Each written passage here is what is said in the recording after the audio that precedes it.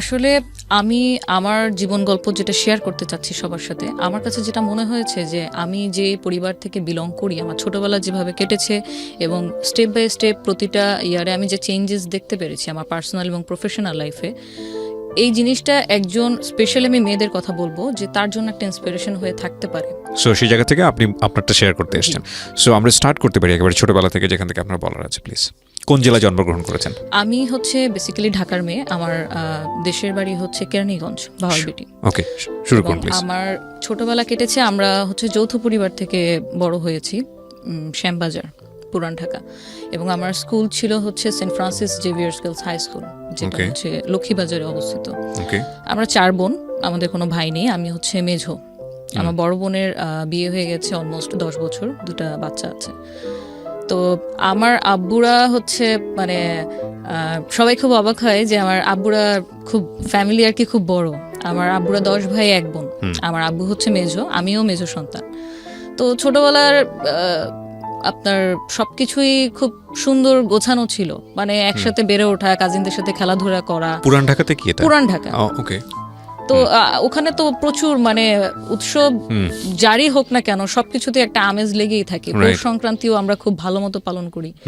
So ছোটবেলা পর্যন্ত সবকিছুই ঠিক ছিল, স্কুল পর্যন্তও ঠিক ছিল। যখন আমি ইন্টারমিডিয়েটে পড়ি, আমার বাবা হচ্ছে, আমি একটু বলিনি, আমার বাবা হচ্ছে পেশাগতভাবে হচ্ছে ব্যবসায়ী। এবং আমার যে বাকি চাচারা আছে আমাদের ফ্যামিলিতে টোটাল 4 জন ডাক্তার। একজন আছে হচ্ছে আপনার এনবিআর এর এখন ফার্স্ট সেক্রেটারি হিসেবে আমার চাচা। আর হচ্ছে আমার বাকি চাচারা হচ্ছে বিজনেস করে। তো আমার বাবা নটরডেম কলেজ থেকে আপনার ইন্টারমিডিয়েট পাশ করেছেন এবং তখন থেকে উনি ব্যবসার সাথে জড়িত। আচ্ছা। আমাদের বেসিক্যালি ব্যবসাটা ছিল হচ্ছে আপনার ইম্পোর্ট এক্সপোর্ট, যেটা কাঁচামাল শ্যামবাজারে, যেটা আদা, রসুন, পেঁয়াজ এই ধরনের। তো আমাদের নিজস্ব আড়ত ছিল। ওকে। তো যেগুলো আপনার সব ছোটবেলার মেমোরি? সব ছোটবেলার মেমোরি। ওকে। তখন পর্যন্ত মানে একদম স্পেসিফিক ভাবে যদি বলি যে ফিনান্সিয়ালি নিড বা অভাব জিনিসটা কি, এটা আমি কখনো বা আমার বড় বোনও কখনো আপনার ইন্টারমিডিয়েট পর্যন্ত আমরা ফেস করিনি বা ফিল করিনি। যেহেতু আব্বু আগে থেকেই পূর্ব ব্যবসায়ী ছিল, আমার চাচাদের মধ্যে যদি আমরা যেটা মনে করি ভালো থাকা, মানে সমাজে একটা ভালো থাকা, যেটা বলতে বুঝি যে নিজের একটা বাড়ি থাকবে, একটা গাড়ি থাকবে, এটাকে মোটামুটি সাধারণ জ্ঞানে আর কি আমরা ভালো থাকা বুঝি। তো সেটা আমাদের সবার আগেই হয়ে যায়। আমার বাকি চাচাদের মধ্যে আমার আব্বুই হচ্ছে সবার আগে আপনার গাড়ি কেনে। হ্যাঁ। এবং তখন দেখা গেছে যে আমাদের যে স্কুলের যাতায়াত সবকিছুর জন্য আমাদের সাথে একজন বডিগার্ড ঠিক বলবো না, একজন কেয়ারটেকার থাকতো। কারণ যেহেতু পুরান ঢাকা অনেক হিজিবিজি এলাকা এবং আমাদের যে ফ্যামিলিতে আসলে আমরা বিলং করি ওইখানে তখন পর্যন্ত আমরা অত, এখনো বলবো যে আমরা অত বেশি এক্সট্রোভার্ট না। মানে আপনি প্রতিবেশীর বাসায় যাচ্ছি বা সকালে বের হচ্ছি, রাতে আসছি, কোথায় গেল কোনো খোঁজ খবর নাই। সব সময় আমাদের একজন গার্জিয়ান মানে সাথে সব সময় থাকতো। যাওয়ার ক্ষেত্রে কোনো বাইন্ডিংস নেই, বাট সবসময় থাকতো। তো তখন থেকে দেখা গেছে যে আমরা দেশের বাইরে কখনো যাওয়া হয়নি। আব্বু যেহেতু ব্যবসায়ী ছিল খুবই ব্যস্ত থাকতো, বাট আমরা অলমোস্ট দেখা গেছে যে আমি ইন্টারমিডিয়েট পর্যন্ত অলরেডি 5-6 বার কক্সবাজার ঘুরতে চলে গেলাম, সিলেটে চলে গেলাম চাচাদের সাথে। তো এই ধরনের মেমোরিগুলো ছিল। আর আমাদের টিফিন কস্ট যেমন যদি বলি, আমারটা আমি আপনার স্কুলে যখন যাই, আমার যে ক্লোজ ফ্রেন্ড সার্কেল ছিল 5-6 জন, এদেরকে নিয়ে আমি কখনো একা খেতে পছন্দ করতাম না। তো পকেট মানি যেহেতু আব্বু দিত, তো তখন আব্বুর কাছে চেয়েই নিতাম যে আজকে আমরা এটা খাবো এটা খাবো। প্রতিদিনই দেখা গেছে যে আমরা টিফিন পিরিয়ডে তো টিফিন খাচ্ছি, দেন ছুটির পরেও আবার একটা আড্ডা হতো। তো এই নিয়ে মানে সবসময় হচ্ছে একটু দ্বিধাদ্বন্দ্বে থাকতো যে কি ব্যাপার, ছুটি হয়ে গেছে, তুমি এখনো বাসা থেকে স্কুল থেকে ফিরছো না? যে আব্বু আমি এখন খাচ্ছি, আমি খেয়েই চলে আসতেছি। ততক্ষণ পর্যন্ত কেয়ারটেকার আমাদের সাথে, মানে যেটাকে মনে হয় যে আপনার সোনার চামচ মুখে দিয়ে জন্মগ্রহণ করা, একদম ওই ট্রিটমেন্টটাই আমি ছোটবেলা থেকে পেয়েছিলাম। হ্যাঁ। তো যখন ইন্টারমিডিয়েটে ভর্তি হই, আমার ইন্টারমিডিয়েট ছিল তো মতিঝিল আইডিয়াল কলেজ। আমরা তখন আমাদের একটা নোয়া গাড়ি ছিল আর একটা পাজেরো ছিল। নোয়া এবং পাজেরো 2টা গাড়ি ছিল। তা আব্বু অ্যাজ ইউজুয়াল আগের মতোই ব্যস্ত। আমাদের যেহেতু ছোটবেলাটা থেকেই আমরা দেখেছি আব্বুকে একজন প্রতিষ্ঠিত ব্যবসায়ী হিসেবে, সো ওই বয়সে আসলে আব্বু কি ব্যবসা করছে, কার কার সাথে করছে, তার পার্টনার কয়জন, তার কত টাকা ঋণ আছে, বা তার কি কত টাকা সাকসেস আছে, তার ব্যাংক ব্যালেন্স কত, অ্যাসেট কি কি, এগুলো কিন্তু আমরা আসলে বুঝতে পারিনি, ইভেন কখনো জানতেও পারিনি। কারণ আব্বু যেহেতু খুব অল্প বয়স থেকে এন্টারপ্রেনার হয়ে গিয়েছিল, উনি বেসিক্যালি মেন ডিসিশনগুলো উনি একা একাই নিত। আচ্ছা। আর আমার আম্মুর কথা যদি বলি, আম্মু একান্তই পর্দানশীল এবং হচ্ছে আপনার ধার্মিক ছিল। সো আম্মুর সাথে আব্বু এই ধরনের ব্যবসায়িক আলাপচারিতা খুব একটা বেশি শেয়ার করতো না। আব্বুকে প্রায় দেখতাম যে হচ্ছে রাতে ঘুমাচ্ছে না, তো আমরা খুব মানে জিজ্ঞেস করতাম, জানার চেষ্টা করতাম, ঘুমের ট্যাবলেট নিচ্ছে, সবকিছু খাচ্ছে। আব্বুর আবার হার্টেরও প্রবলেম ছিল। মানে এরকম কখনো দেখেননি? এরকম কখনো দেখিনি, ওকে। কারণ সবসময় ব্যস্ততার মধ্যেই কেটেছে। তো উনি যেহেতু মানে আমাদের সাথে কিছু শেয়ার করতো না, আমরা তখন বয়সে অনেক ছোট, মাত্র মানে মেট্রিক পরীক্ষা দিয়ে ইন্টারে ঢুকেছি, আমাদের সাথে তেমন কিছু শেয়ার করতো না। হয়তো এই সেন্স থেকেও করতো না যে ও তো মেয়ে মানুষ, ও তো আমার ছেলে না, হয়তো ছেলে হলে শেয়ার করতো, এরকম হতে পারে। তো অনেক দিন মানে এরকম জিজ্ঞাসাবাদের পর যখন ডাইনিং টেবিলে খেতে বসি, একদিন ফোনে কথা বলছে, তখন কনভারসেশন এই পাশ থেকে আমি যতটুকু শুনে বুঝলাম যে কোনো একটা কারণে উনি কাউকে একটা চেক দিয়েছে অন্য কারো গ্যারান্টার হয়ে, এবং সেই চেকটার টাকা অ্যাকচুয়ালি যার দেওয়ার কথা ছিল সে দিতে পারেনি। তখন আপনি ইন্টারে পড়েন? তখন আমি ইন্টারে পড়ি। আপনার বড় বোনের কি বিয়ে হয়ে গেছে? আমার বড় বোনের বিয়ে হয়নি। তখনও বিয়ে হয়নি? হয়নি। আচ্ছা, ওকে। তো আব্বুর যখন দেখলাম যে এই পাশ থেকে যখন শুনলাম যে এরকম কাউকে একটা চেক দিয়েছে, সেই চেকের এগেনস্টে এখন সে থ্রেট দিচ্ছে যে আপনি যদি টাকা গ্যারান্টার হয়েছেন, আপনি যদি না দেন তাহলে এটা তো আমরা কেস করে দিব। তো খুব বড় অ্যামাউন্টের, কোটি টাকার উপরে একটা চেক ছিল। তা এই অবস্থাতে যখন আব্বুকে আমি নিজে থেকে, আমি আব্বুর সাথে খুবই ফ্র্যাঙ্ক একদম ছোটবেলা থেকে। আমার ছোট বোনরা সবাই মানে আব্বুকে খুব ভয় করে বা শ্রদ্ধা করে, যেটাই করে, বাট আমি খুব ফ্র্যাঙ্ক। আমি সবসময় ওনার কোনো সমস্যা হচ্ছে কিনা বা আমার কোনো ডিমান্ড আছে কিনা এগুলো সবসময় সরাসরি বলতে পছন্দ করতাম। তো আব্বুকে যখন আমি সরাসরি জিজ্ঞেস করলাম যে হচ্ছে কোনো সমস্যা কিনা, তুমি কিসের চেকের ব্যাপারে কথা বলছিলাম, তো তখন বললো যে না কিছু না, এই একটু প্রবলেম হয়েছে আর কি। তো উনি এড়িয়ে যাওয়ার চেষ্টা করলো। তখন আমি বললাম, না তোমাকে আমি বেশ কিছুদিন ধরে দেখতেছি তুমি ঘুমাচ্ছ না, কেউ কি তোমাকে ফোনে কোনো থ্রেট করতেছে? বলে বলো, সলিউশন তো আছে। মানে বোনদের মধ্যে আপনি সবচেয়ে বেশি ফ্রি ছিলেন? মানে এই ধরনের কোশ্চেন তো বড় বোনের করার কথা। বড় বোনের করার কথা, এক্স্যাক্টলি, কিন্তু আমি আব্বুর সাথে বেশি ফ্র্যাঙ্কলি ছিলাম সব ব্যাপারে। তো আব্বু তখন বললো যে, তখন আমার সাথে শেয়ার করলো ঘটনা যে এরকম আমি তো একজনের উপকার করতে গিয়ে এখন আমি ফেসে গেছি। তো এখন দেখা যাচ্ছে যে ও টাকা তার দিচ্ছে না, এখন তারা আমাকে থ্রেট করছে যে হচ্ছে যদি না করি তাহলে চেকের মামলা হয়ে যাবে। এর মধ্যে একটা ছোট করে বলে রাখি, আমাদের মানে বিজনেস পারপাসে আব্বু ব্যাংক থেকে লোন নিয়েছিল বেশ কিছু অ্যামাউন্টের। তো ব্যাংক থেকে লোন নেওয়ার পরে সেই লোন এরকম বাড়তে বাড়তে বছরে বছরে বাড়তে বাড়তে প্রায় আপনার 24 কোটি টাকার কাছাকাছি চলে গিয়েছিল। ও, এটা আপনারা কেউ জানতেন না? আমরা জানতাম না, মাই গডনেস। কারণ এটা তো আমি যখন ছোট, আরো ছোট, তখন থেকে হচ্ছে। আচ্ছা, তখন থেকে হচ্ছে? হ্যাঁ, তখন থেকে অলরেডি হচ্ছে। মানে আমি ইন্টারের পরেই আমার মেন হচ্ছে আপনার মানে ক্রাইসিসটা শুরু হয়, সবকিছু আস্তে আস্তে খোলাসা হতে থাকে। ওই পর্যন্ত আমরা কিছুই জানতাম না। ওকে। তো আব্বু তখন বললো যে না এরকম কিছু প্রবলেম হয়, সমস্যা নেই, আমি কথা বলে এটাকে আমি সর্ট আউট করে নিব। একদিন দুই দিন আবার গেল, 3 দিনের দিন আবার যখন দেখলাম এখনো তাকে ফোনে মানে কন্টিনিউ কিছু লোক মানে হয়তো হুমকি ধামকি দিচ্ছে, তখন আমি বললাম ব্যাপারটা আমি আবার আমার দাদার সাথে চাচাদের সাথে শেয়ার করার জন্য আব্বুরে বললাম যে আচ্ছা ঘটনাটা কি আমাকে বলো, আমরা কোন একটা সর্ট আউট তো করবো। এখন এখানে যদি তোমারও কোনো ফল্ট থেকে থাকে বা যারই ফল্ট, এটা একটা সর্ট আউট করতে হবে। এভাবে ঝগড়াঝাটি করে তো আসলে ঝামেলা বাড়বে, ঝামেলা কমবে না। তো ওইখান থেকে দেখা গেলো যে হ্যাঁ, আবু বললো যে অমুকের কাছ থেকে আমি এই চেকটা আমি দিয়েছিলাম, কিন্তু এখন তো ওই উল্টা আমাকে থ্রেট দিচ্ছে। ওকে। তো এই জিনিসটা যখন আমি চাচাদের সাথে শেয়ার করি, তখন আমি শেয়ার করতে গিয়ে দেখলাম যে হচ্ছে মানে আমার মাথায় আকাশ ভেঙে পড়ার মতো। এই জন্য আমি শেয়ার করতে গিয়েছিলাম ধরেন 5% একটা প্রবলেমের কথা, কিন্তু গিয়ে জানতে পারি অলমোস্ট 80% একটা প্রবলেম নিয়ে আমরা অলরেডি চলছি, মুভ করছি। মানে বিষয়টা হচ্ছে এরকম যে আমার শরীরের কোনো একটা জায়গায় ছোট্ট একটা কিছু হয়েছে বলে আমি ডাক্তারের কাছে গিয়েছি, কিন্তু গিয়ে দেখি যে ক্যান্সার হয়ে বসে আছে। সঠিক। হ্যাঁ। এবং যখন মানে দেখলাম যে আব্বু এত কিছু শুরুর থেকে আমাদের কাছে মানে হাইডের পর হাইড করে আসতেছে, আমরা জানি না। আমাদের যে বাসাটা ছিল, নিজেদের বাড়ি ছিল যেটা শ্যামবাজারে 9 তলা বিল্ডিং ছিল, আব্বু পাকিস্তান থেকে মার্বেল পাথর ইম্পোর্ট করে ওই বাসাটা বানায়। My goodness. ওটার নিচেই আমাদের আড়ত ছিল। সেই বাসাটার এগেনস্টে অলরেডি আপনার মানে নিলামের নোটিশ চলে আসছে পত্রিকাতে, লোনের এগেনস্টে, যে যদি লোনটা শোধ না করেন টাইমলি, অলরেডি তো চেকের ব্যাপারটা ছিলই একটা মাইনর জিনিস, বাট এটা যখন জানতে পারি যে পত্রিকাতে চলে আসছে নিলাম হবে, এটা তো মানে সেই লেভেলের একটা বদনাম। বিশেষ করে আমাদের মতো ফ্যামিলি, আমরা তো ওখানে আমাদের ব্যবসা, আমার দাদা 1964 থেকে ব্যবসা করে, সো ওখানে আমরা খুবই রিনোন। তো যখন এটা জানলাম, আমার জাস্ট এটাই মনে হচ্ছিল যে তাহলে আমাদেরকে কেন বলা হয় নাই, আমরা তো অ্যাটলিস্ট হয়তো কিছু করতে পারতাম না, বাট একটা সাজেশন মেয়ে হিসেবে যতটুকু গাইডলাইন দেওয়ার কথা ততটুকু তো দিতে পারতাম, যতটুকুই নলেজে ছিল। তো এটা জানার পর তো তখন আব্বুকে গিয়ে আবার যখন বাসা ব্যাক করলাম, বাসা ব্যাক করে আব্বুকে বললাম, আব্বু এই ঘটনা, তাহলে আমাদেরকে কিছু বলো নাই কেন? বলে তোরা টেনশন করবি এই জন্য বলিনি। তোরা টেনশন করবি, আমরা যে তোমার 4টা মেয়ে, আম্মু আছে, আমাদের যদি আজকে এই বাড়িটা মাথার উপর থেকে ছাদটা যদি সরে যায়, আমরা যাব কোথায়? তাহলে ফিউচার প্ল্যান কি? তোমার তো একটা ব্যাকআপ তো থাকবে, তুমি এত বছর ধরে বিজনেস করতেছো, তো সেখানে তো মানে কোনো একটা অ্যারেঞ্জমেন্ট তো থাকবে, হয়তো এফডিআর থাকবে, না তো অন্য কোথাও জায়গা কেনা থাকবে, কোনো ফ্ল্যাট কেনা থাকবে, আমাদের তাহলে সিকিউরিটি সিস্টেমটা কি ফিউচার? তার চেয়ে বড় কথা হচ্ছে তুমি কিভাবে এত টাকা মানে লস হলো তোমার, বা এত লোনটা কি কিসের জন্য হলো, এটার অ্যান্সার কি দিয়েছিল সে? এটার অ্যান্সার বলতে আব্বু যেহেতু অল্প বয়স থেকে ব্যবসা করছে, তো যখন দেখছে যে একটা বিজনেস করে ভালোই প্রফিট হচ্ছে, তখন একই সাথে আরো 3টা বিজনেস করে ফেলছে, এবং সবগুলোতে মোটামুটি ধরা গেছে। সবগুলোতে মোটামুটি যেমন প্রফিট করেছে। ব্যবসা আসলে হয় কি, যে লাভ হলে 500 টাকা লাভ হয়, লস হলে বা 5000 টাকা একসাথেই লস হয়। জাস্ট এই কারণেই আপনার ওই ব্যাংক লোনে যাওয়ার কারণে আমার দাদার সবসময় নিষেধ ছিল যে ব্যাংকে লোন করো না, কারণ এটা আমাদেরকে মানায় না, সবাইকে ব্যাংক লোন মানায় না।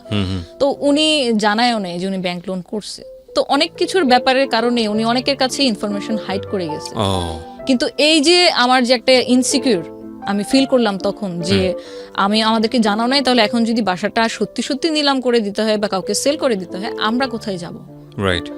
তখন আব্বুর কাছে এটার কোনো অ্যান্সার নাই। অ্যান্সার এই জন্য নাই যে উনি ভাবছে যে ব্যাংক ব্যালেন্স তো আছে, আমরা কোথাও না কোথাও যাব, কোথাও না কোথাও গিয়ে উঠবো। বাট এই যে একটা ট্রিপ্লেক্স বাসা, 9তলা বিল্ডিং, যেটা বানাতে খরচ হয় আনুমানিক 10 কোটি টাকার কাছাকাছি, কিন্তু পরে বদনামের ভয়ে কারো কাছে সেল করে দিলাম 2.25 কোটি টাকা, মানে মাত্র 2.25 কোটি টাকায়। তো এখানে তো অলমোস্ট লস। আমি যদি এখান থেকে প্রফিট করে বের করতে পারতাম, তাহলে আমার সেকেন্ড কোন অ্যাড্রেস আমি করতে পারতাম। সো এটা আপনার ইন্টারমিডিয়েটে পড়া অবস্থায় ঘটনা? ইন্টারমিডিয়েটে পড়া অবস্থায় ঘটনা। ওকে। তারপরে আমরা এখন যেহেতু বাসা সেল করেই দিতে হবে, আমরা চাচ্ছি না যে এটা পত্রিকাতে উঠে নিলাম হোক, কারণ এটা বদনাম হয়ে যাবে। তখন গিয়ে আমরা আশ্রয় নিই আমাদের দাদি বাসায়, যেখানে আমরা বড় হয়েছি, যেখানে অলরেডি আমার চাচারাও থাকছিল। তো ওখানে অলমোস্ট কোনো কিছুই কোনো প্ল্যানিং সে করেনি, শুধু বিজনেসই করে গিয়েছে। তো 2 বছর দাদি বাসায় থাকার পরে আমাদের পড়ালেখার পারপাসে, ততদিনে আমার ইন্টারমিডিয়েট শেষ, আমি ইন্টারমিডিয়েটে ভর্তি হয়েছিলাম, 2 বছরের ইন্টারমিডিয়েট শেষ। তখন আমি অনার্সে ভর্তি হবো ঢাকা সিটি কলেজে। তো ডিস্টেন্সটা অনেক বেড়ে যায়, যে এখান থেকে আবার ধানমন্ডি এসে ক্লাস করতে হবে। আমার বড় ততদিনে কি হয়েছে, আপনার বাবার বিজনেস সম্পূর্ণ গুটিয়ে নিয়েছে? তখন বিজনেস যেটা ছিল আমাদের আড়তের, সেটা সম্পূর্ণ নেই, এবং উনি ট্রাই করছিল ওনার যেটা আপনার ফিক্সড টাকা আছে সেটা দিয়ে নতুন কোনো ব্যবসা দাঁড় করানোর, পার্টনারশিপে অন্য কারোর সাথে। এরকম কন্টিনিউ উনি ট্রাই করে যাচ্ছে, যেটাই ট্রাই করছে সেটা ফল হচ্ছে, যেটাই ট্রাই করছে সেটা ফল হচ্ছে।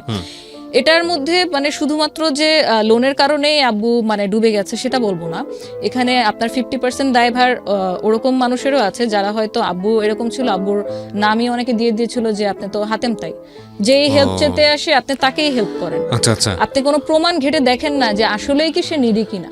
আচ্ছা। কেউ একজন এসে কান্না করলো আপনার সামনে, আপনি 2 হাত ভরে ড্রাই করে যা আছে আপনি দিয়ে দিলেন।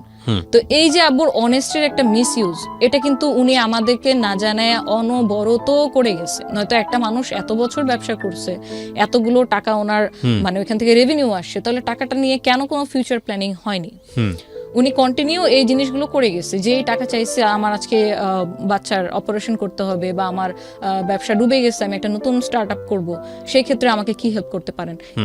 এই মানে দান খয়রাতগুলো উনি কন্টিনিউ করে গেছে। এবং কারোর জন্য যদি আমি কোনো কিছু করি, সেটা যদি লোন হিসেবে হয়, সেটার এগেনস্টে তো একটা দলিল বা একটা ডকুমেন্ট কিছু একটা তো আমার থাকবে, যেহেতু সেটা আমি ফিডব্যাক পাবো। আব্বুর কোনো লোনের এগেনস্টে যাদেরকে লোন দিয়েছে কোনো ডকুমেন্ট ছিল না। সো যখন তাদের অবস্থা ভালোর দিকে চলে যায়, তখন কিন্তু তারা আব্বুকে চিনে নাই। ওকে। তখন একদম মানে টোটালি অপোজিট হয়ে গেছে, কয়েন ঘুরে গেছে, তখন তারা আব্বুকে চেনে না। অলরেডি তো আব্বুর ব্যবসা ডাউন, এখন সে অনবরত স্ট্রাগল করছে কিভাবে, কারণ সংসার তো চালাতে হবে, 4টা মেয়ে। তখন আপনার বড় বোনের বিয়ে হয়নি? তখন আমার বড় বোনের বিয়ে হয়নি। আমি যখন সিটি কলেজে অনার্সে ভর্তি হই, তো অনার্সের সেকেন্ড ইয়ারে পড়াকালীন সময় আমার বড় বোনের বিয়ে হয়। হুম তো আমার তো আগে ছিল পুরান ঢাকায় স্কুল, আমি যাতায়াত করতাম আমার নিজস্ব গাড়িতে। হুম কিন্তু এখন সিনারিওটা পুরোটা মানে একটা সিনেমার মতো আর কি চেঞ্জ হয়ে গিয়েছে, যে এখন আমরা থাকি পুরান ঢাকায়, বাট আমাকে ক্লাস করতে যেতে হচ্ছে সিটি কলেজে। হুম আমার বোন তখন পড়তো আপনার স্ট্যামফোর্ডে এনভায়রনমেন্টাল সায়েন্সে। তো যাতায়াত ব্যবস্থার জন্য আমাদের দাদিবাসায় যতগুলো গাড়ি ছিল আসলে সব চাচারাই যার যার পার্সোনাল গাড়ি ইউজ করতো। যে ডাক্তার সে তার গাড়ি নিয়ে বের হয়ে যাচ্ছে, যে ব্যবসায়ী সে তার গাড়ি নিয়ে বের হয়ে যাচ্ছে। তো এই কমিউনিকেশন গ্যাপটা কিভাবে ইরেজ করা যায় সবকিছুই দেখা গেল যে একটা টানাপোড়ার মধ্যে চলে আসতেছে।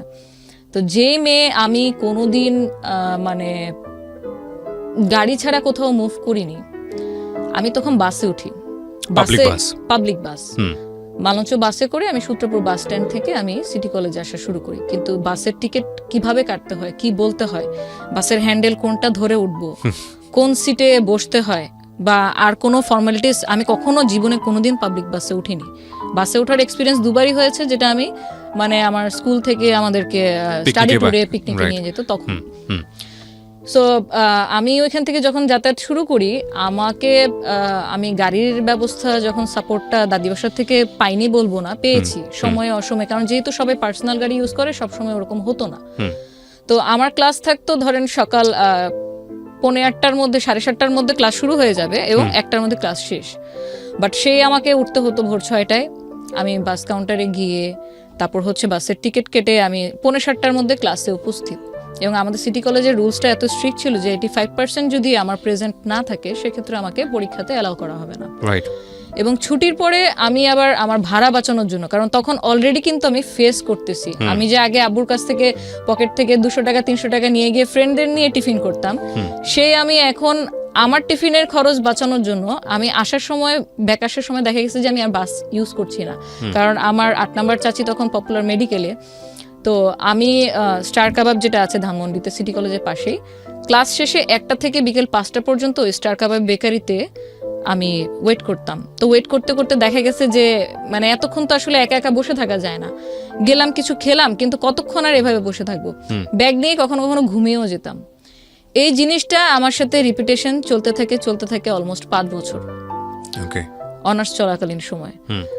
তো তখন দেখা গেছে প্রতিদিনে যদি আমার 30 টাকা বা 40 টাকা করেও আমার টিকিটের খরচটা আমি বাঁচাই, সেটা আমি পরবর্তীতে আমি আরেকদিন টিফিন করতে পারছি।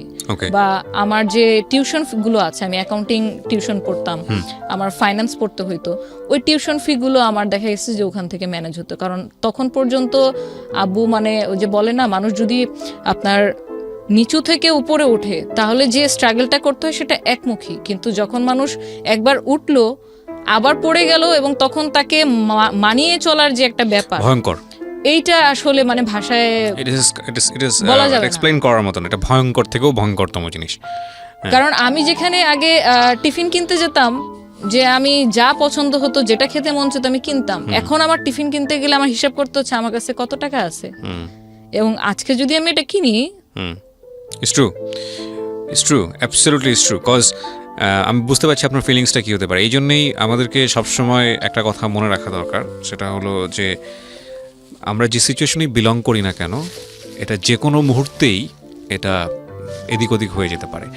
বাট এই স্টোরি থেকে দুর্দান্ত একটা লেসন আছে, আপনারা শেষ পর্যন্ত কন্টিনিউ করেন। এই লেসনের জায়গাটা আমি আপনাদের খুব স্ট্রংলি বলতে পারি যে ডেফিনেটলি এখানে আছে, এবং শেষ পর্যন্ত আমরা শুনলে বুঝতে পারবো যে আসলে কত বড় শিক্ষণীয় একটা গল্প এটা। বলেন তারপর। তো এইভাবে মানে চলতে থাকে, পড়ালেখা চালাতে থাকে, কারণ আমি অলরেডি তখন লাইফে কি হতে পারে বা কতটুকু আমি ফেস করতে যাচ্ছি সেটা অলমোস্ট কিছু হলেও টের পাচ্ছিলাম। আমি যখন সিটি কলেজে ভর্তি ফর্ম আনতে যাই, আমার কিন্তু সিটি কলেজে পড়ার বিন্দুমাত্র ইচ্ছা ছিল না, কারণ আমার ফ্রেন্ডরা ম্যাক্সিমাম আপনার প্রাইভেট ভার্সিটি অথবা পাবলিক ভার্সিটি। তো পাবলিক ভার্সিটি যেহেতু পড়বো না, আমার মানে স্বপ্নে ছিলাম ব্র্যাকে বিবিএ করবো। কেন যেন ব্র্যাকের প্রতি একটা সফট কর্নার ছিল। তো আমি যখন অ্যাডমিশন ফর্ম নিতে যাই তখন অনেকটা আমি জোরপূর্বক যাই। আমার বড় বোনের সাথে আমি ব্যাপারটা শেয়ার করি যে আমি ব্র্যাকে পড়তে চাচ্ছি। তো সে তখন আমার মানে চোখে আঙ্গুল দিয়ে দেখিয়ে দেয় যে দেখ, আমাদের তো মানে বাস্তব অবস্থা হচ্ছে এখন এরকম, 3 মাস পর পর সেমিস্টার ফি দেওয়া লাগবে, যেটা এখন পসিবল না। সো তোর পরে আরও 2টা বোন আছে, এখন খরচ টরচ যদি সব তোর মধ্যেই চলে যায় তাহলে বাকি 2টা বোনকে তো আর পড়ানো হবে না। So you sacrifice yourself. Sorry, it's okay, take your time, no problem.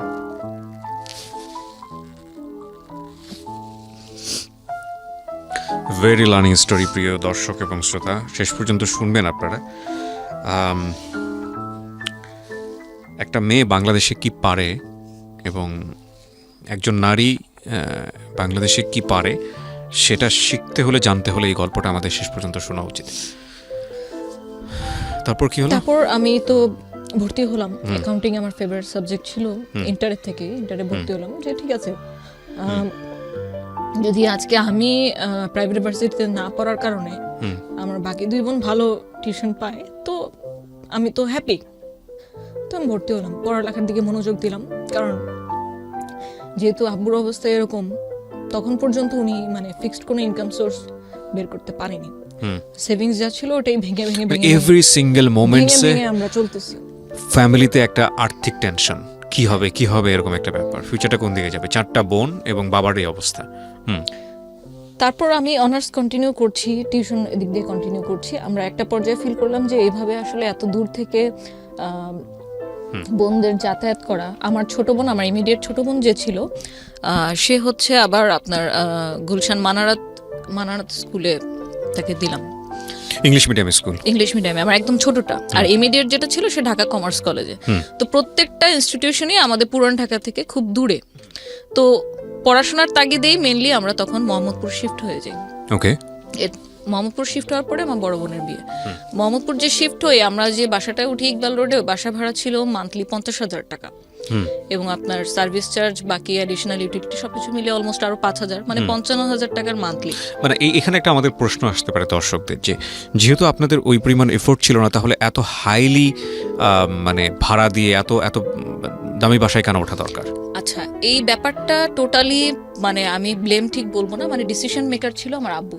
আচ্ছা, আমার আব্বু সবসময় আমাদেরকে যেভাবে লালন পালন করে মানে বড় করেছে ওটাই রাখতে চাইতো। মানে আমার মেয়েরা কষ্ট করবে, তাদের কষ্ট হবে। ইভেন আমি যে বাস জার্নি করি এটা আব্বুর পছন্দ ছিল না। আব্বু চাইতো যে আমি সবসময় সিএনজি দিয়ে আসি, কিন্তু আমি তো জানি, আমি তো ক্যালকুলেট অলরেডি করছি যে আমি যদি প্রতিদিন পুরান ঢাকা থেকে 300-350 টাকা সিএনজি ভাড়া দিয়ে আসি, তাহলে আমার মান্থলি আমার পিছনে শুধু সিএনজি ভাড়া কত চলে যাচ্ছে।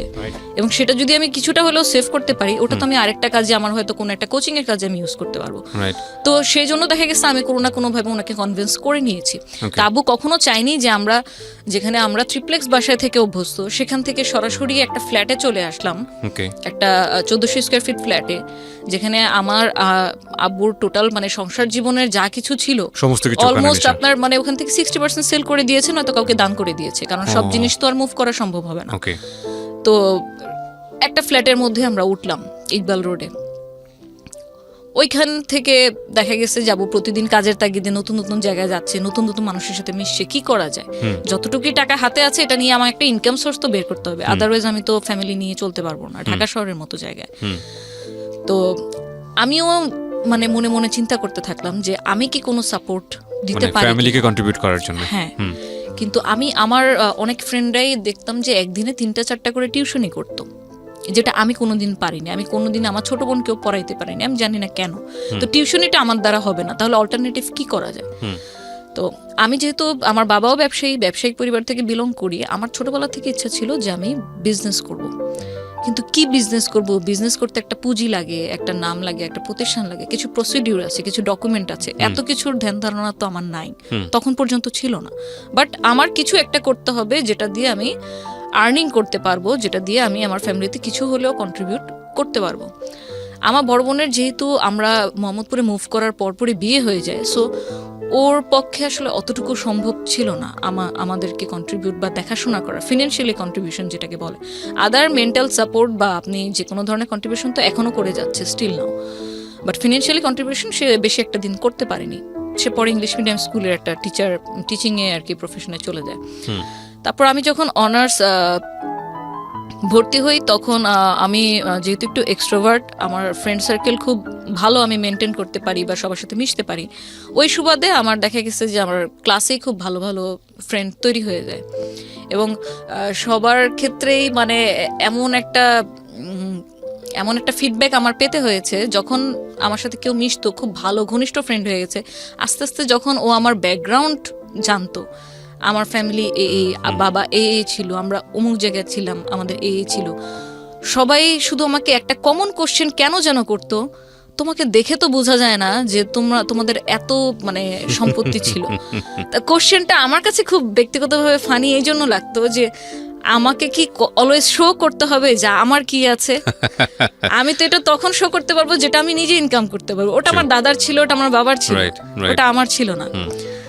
সো যাই হোক, এভাবে করে যখন আমি খুব ভালো একটা ফ্রেন্ড সার্কেল মেনটেন করলাম, ওখানে একটা ফ্রেন্ডের সাথে আমার খুব ফিমেল ফ্রেন্ড, যেহেতু অনার্সে পড়তাম, খুব ভালো সম্পর্ক হয়, খুব ভালো ফ্রেন্ডশিপ। তো ওর সাথে আমি আমার এই আইডিয়াটা শেয়ার করি যে আমি এরকম ক্রাইসিস যাচ্ছে, তো আমরা যদি এখন আমি চিন্তা করছি যে কিছু একটা করি, কিছু একটা করলে ইনকাম হলো। তো একা একা আসলে সত্যি কথা বলতে সাহস পাচ্ছিলাম না। পুরান ঢাকা থেকে বিলং করি, ঠিক আছে, আমার সোর্সিং জানা আছে, কোথায় কি পাওয়া যায়। বিজনেস করতে গেলে আমি যদি প্রোডাক্ট নিয়ে কোনো বিজনেস করি বা সার্ভিস নিয়ে করি, কোন জায়গাটায় চিপে আমি কোন জিনিসটা পাবো, কোন জায়গায় আমার ম্যান পাওয়ারটা আমি ভালো পাবো, চিপে পাবো, এক্সপার্ট পাবো, এই আইডিয়াগুলো আমার ছিল। কিন্তু যে একজন থাকে না যে সাপোর্ট দেওয়ার মতো, তো আমি মনে মনেই খুঁজছিলাম যে সেটা যদি আমার ভালো বেস্ট ফ্রেন্ডই হয় তাহলে কেন না। তো আমি যখন আইডিয়াটা তার সাথে শেয়ার করলাম, সেও রাজি। কি ছিল আইডিয়াটা? এখন আমাদের মানে বিজনেস করার আইডিয়াটা একটা অফার থেকে আমরা গেইন করি। আমরা পরিকল্পিতভাবে কোনো আইডিয়া মানে তখনও মেক করতে পারিনি। She was my friend. তো তারই কোনো এক ফ্রেন্ড অফার করলো যে দোস্ত, আমার এক ফ্রেন্ডের বিয়ে হবে, তো ওর কিছু ডালাকুলা সাজিয়ে দিতে হবে। এখন তোর কি কোনো লোক আছে, তুই পারবি? ও তো প্রথমে বললো যে হ্যাঁ পারবো, লোক আছে। কারণ আমি তো অলরেডি ওটা নিয়ে আমরা মানে ঘাটতেছিলাম যে কি করা যায়। So you are planning for an event planner. Okay. তো 2010 এর কথা বলছি আমি। 2010 তখন পর্যন্ত আমরা হিন্দি একটা মুভি জানি যে ব্যান্ড বাজা বারাত, খুব ফেমাস হয়েছিল যে ইভেন্ট প্ল্যানারের এরকম। তখন পর্যন্ত মুভিটা রিলিজ পায়নি। তো যখন ওর কাছ থেকে কথাটা শুনলাম, তখন দুজন মিলেই মানে সম্মিলিতভাবে ঠিক করলাম যে আচ্ছা, আমরা অন্য কাউকে দিয়ে কেন করাবো, আমরা তো চাচ্ছিলাম কিছু একটা করতে, চল আমরা এটাই ট্রাই করে দেখি। আমরা নিজেরাই করি, আমরা নিজেরা করে দেই, যদি দেখি যে হ্যাঁ ক্লায়েন্ট স্যাটিসফাইড, তোর ফ্রেন্ড স্যাটিসফাইড, তাহলে আমরা এটা নিয়ে আরো ডিপলি চিন্তা করবো। এগুলো সব একটা লিস্ট আউট করলাম, যেহেতু আমরা নতুন, আমরা জানি না। তো পরে গাউসিয়া গেলাম, চকবাজার গেলাম, কোথায় ডালা পাবো, কোথায় কুলা পাবো, ভিতরে কি কি দিতে হয়, ওই জিনিসগুলো যদিও সে দিত, বাট ওগুলো সাজাবো কোন ওয়েতে, এটা মেয়ের ডালা না ছেলের ডালা, কালার কি কি দিলে ভালো হয়, কালার কোড আছে কিনা। নেভার, না, I have personal experience on this, কারণ আমার বোনের বিয়ে সম্পূর্ণটা আমি অ্যারেঞ্জ করেছি। এবং আমার ফ্যামিলিতে যতগুলো প্রোগ্রাম হয়েছে, দেখা গেছে কোনো না কোনো একটা দায়িত্ব আমাকে দেওয়া হতো, এবং আমার দায়িত্ব আমি যতটুকু পালন করতাম সবাই খুব হ্যাপি। এই কাজটা মানে এই যে ইভেন্ট ম্যানেজমেন্টের যে বিষয়টা, এটা আমাকে ছোটবেলা থেকে খুব উৎসাহ দিত। তো মেন্টালি একটা প্রিপারেশন ছিল যে এই টাইপের কিছু করব, বাট এরকম অফারটা সামনে থেকে আসাতে আমার জন্য খুব ইজি হয়ে গেছে ওটাকে গ্র্যাব করা। তো পরে আমরা ওটা করলাম, ওটাতে সাকসেসফুল হলাম। দেন আমরা আরো ডিপলি প্ল্যানে গেলাম। কত টাকা পেলেন ওখানে? আমাদের প্রফিট ছিল 1500 টাকা। আমরা কিছু ডালাকুলা 4-5টার মতো ডালাকুলা ওদেরকে সাজিয়ে দিই, মানে আমাদের প্রফিট ছিল 1500 টাকা। 1500 টাকা পেয়ে আমরা তখন মহা খুশি, কারণ এটা লাইফের আমার মানে ফার্স্ট ইনকাম। তো তখন প্ল্যান করি এটাকে নিয়ে আরো ডিপলি কি করা যায়। এই করতে করতে আমরা একটা লিস্ট তৈরি করলাম যে ইভেন্ট ম্যানেজমেন্টে কি থাকে, আমরা কতটুকু সাপোর্ট দিতে পারবো, আর আমরা এটাকে প্রচার করব কিভাবে, মানুষকে জানাবো কিভাবে যে আমরা এই কাজ করি, আর আমাদের কাজগুলো করে দিবে কে। এই টোটাল জিনিসটা মানে লিস্ট আউট করলাম। আমি যেহেতু তখন একদমই মানে নিউবি, বিজনেস মানে এন্টারপ্রেনার হিসেবেই নিউবি, সো ওর সাথে যে আমার যে একটা বেস্ট ফ্রেন্ডের রিলেশন, এটাই আমার কাছে তখন মুখ্য বিষয়। পার্টনারশিপ করতে গেলে যে এখানে কোনো ডকুমেন্ট করতে হবে, এডিট করতে হবে, এই ধরনের কিন্তু কোনো আইডিয়াই ছিল না। থাকাটাই আমার কাছে মনে হচ্ছে অপ্রাসঙ্গিক। বিকজ আমার জায়গা থেকে যেটা মনে একটা প্রতিষ্ঠান করতে গেলে, আমি এখানে শেয়ার করছি, অনেক কিছু প্রয়োজন হয়, গভর্নমেন্ট ডকুমেন্টের অনেক কিছু প্রয়োজন হয়, কিন্তু এটা আসলে আমাদের যখন আমরা ল্যান্ডে নামি তখনই জানতে পারি, রাগ পর্যন্ত জানার ওইভাবে আসলে সুযোগও নাই। হ্যাঁ বলেন তারপর। সঠিক। তো পরে যেহেতু ওর সাথে আমার বিশ্বাসের সম্পর্ক, এর চেয়ে বেশি আমি আর কিছু বলতে পারবো না, মানে যেখানে একদম অটুট বিশ্বাস, সে বিশ্বাস নিয়ে আমরা আগাই।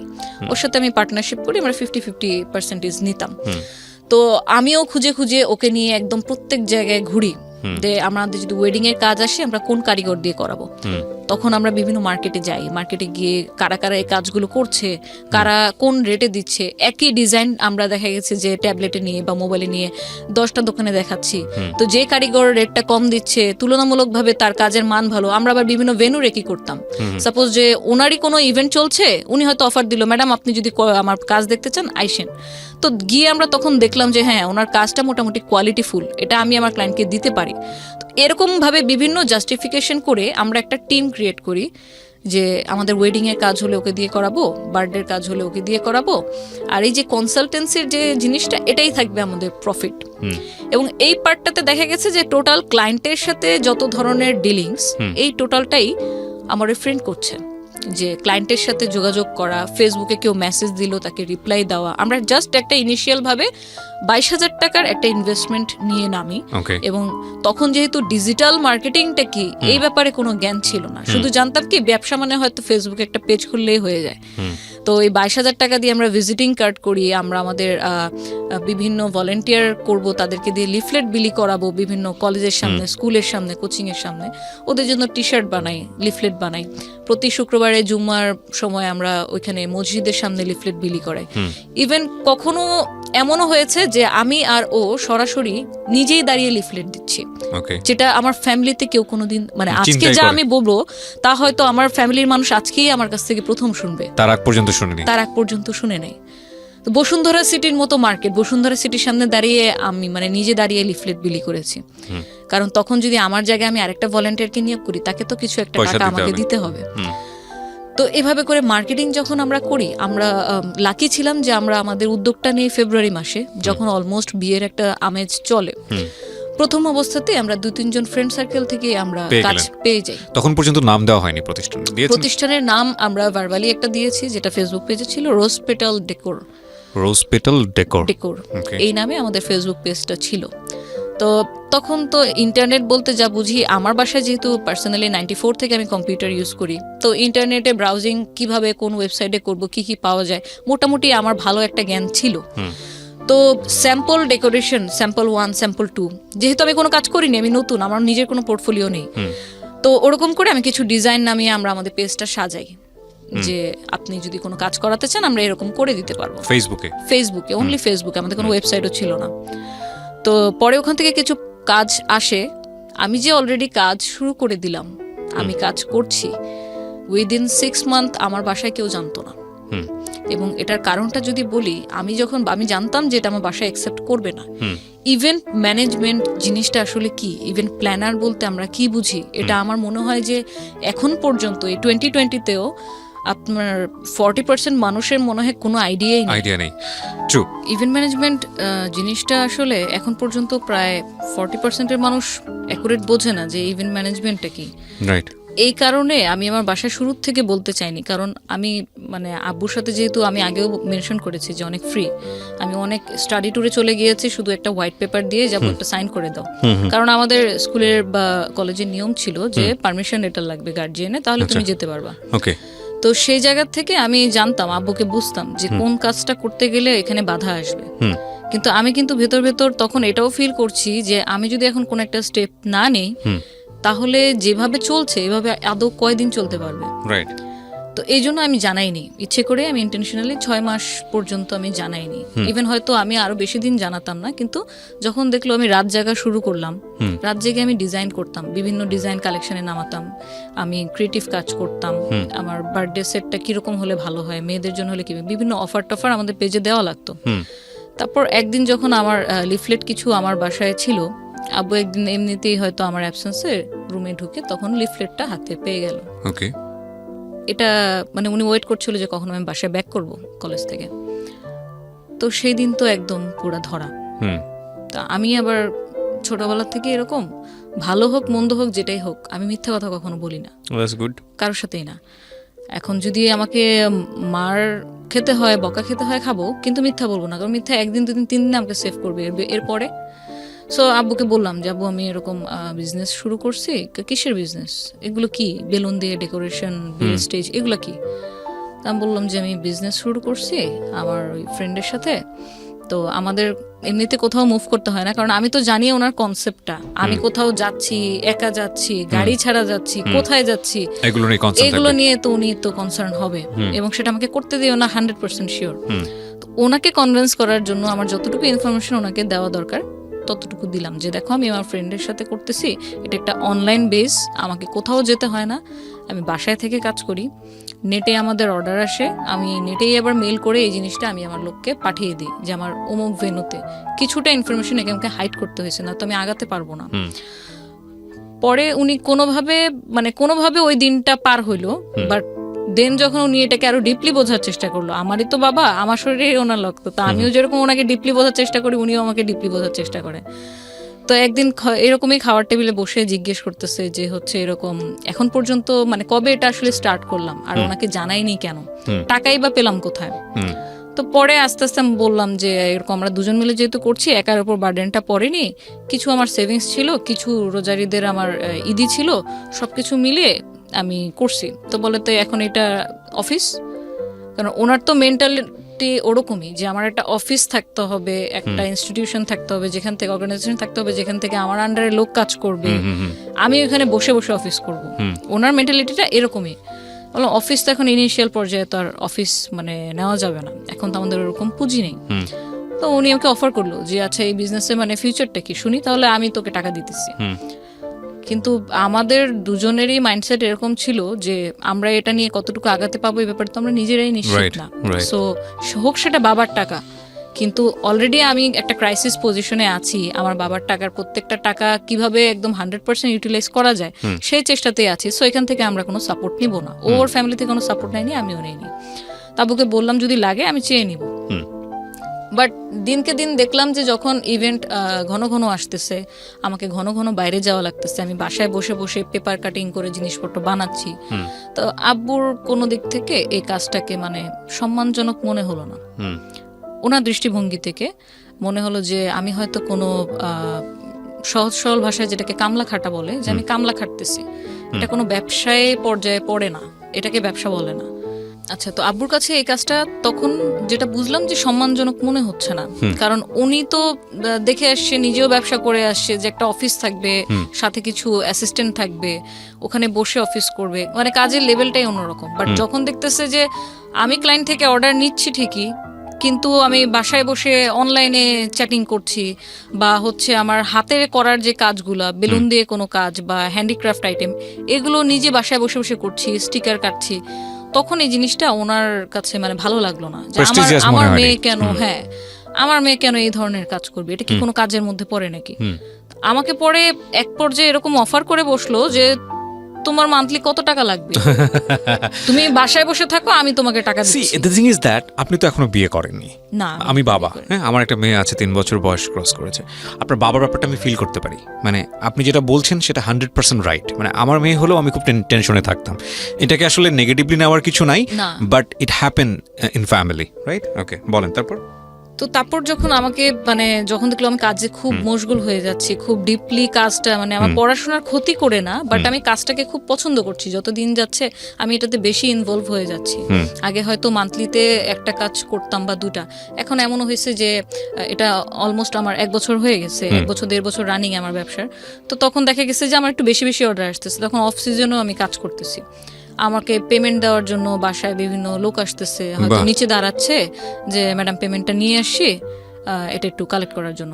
তো এই যে লোকজন আসতেছে, আব্বুর এটাও টেনশন হয় একজন বাবার দৃষ্টিকোণ থেকে, যে এই যে লোকটা আসলো তার ব্যাকগ্রাউন্ড কি, সে জাজ করতেছে যে হচ্ছে এখন তো আজকে হয়তো সে তোর আন্ডারে আছে, হয়তো ওয়ার্কার বেসিসে আছে, দিনমজুর হিসেবে আছে, কিন্তু এটা কি অ্যাকচুয়ালি ভালো কিনা লোকটার।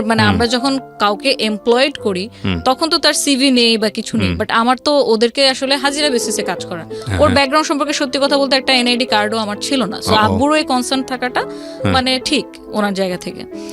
তো যখন দেখলাম বেশি বেশি ইনভলভ হচ্ছি, তখন আমাকে একটা পর্যায়ে অফারই করে বসলো যে হচ্ছে দেখো তুমি এরকম প্রতিদিন বাইরে যাও, বিভিন্ন ভেন্যুতে যাও, এই যে ভেন্যুতে দাঁড়ায় থাকো, মানুষ আসে কোশ্চেন করে তোমাকে, এটা এরকম কেন হয়েছে, এটা ঠিক করে দেন, একটা পেইন নেওয়া, মানুষের কথা শোনা, আবার একদম লাস্ট পর্যন্ত থেকে তাদেরকে হ্যান্ড ওভার করে দেওয়া। কেউ কেউ অনেকে বিলও কম দিচ্ছিল তখন প্রথম যে ডিড হয়েছে সাপোজ কথার কথা যে 20,000 টাকা কোনো একটা কাজ, সেখান থেকে আমাকে দেখা গেছে যে 5,000 টাকা কেটে দিচ্ছে, 2,000 টাকা কেটে দিচ্ছে। তো এই জিনিসগুলা উনি তো ওনার জায়গা থেকে কিছু হলেও বুঝতে পারতেছিল, কারণ অ্যাকচুয়ালি আমি তো একদম মানে কাদামাটি থেকে গড়ে ওঠা মানুষ। রাইট। সো তখন বলো যে তোমার মান্থলি কত টাকা হাত খরচ লাগবে বলো, আমি তোমাকে দিচ্ছি, কিন্তু তুমি এই কাজটা অ্যাটলিস্ট করো না, আমার মান সম্মানটা কিছু হইলেও রাখো। ওনার খুব মানে প্রেস্টিজে লাগলো যে আমি এই ধরনের কাজ কেন করছি। এই জায়গা থেকে মেন কনফ্লিক্টটা আব্বুর সাথে আমার শুরু হয়।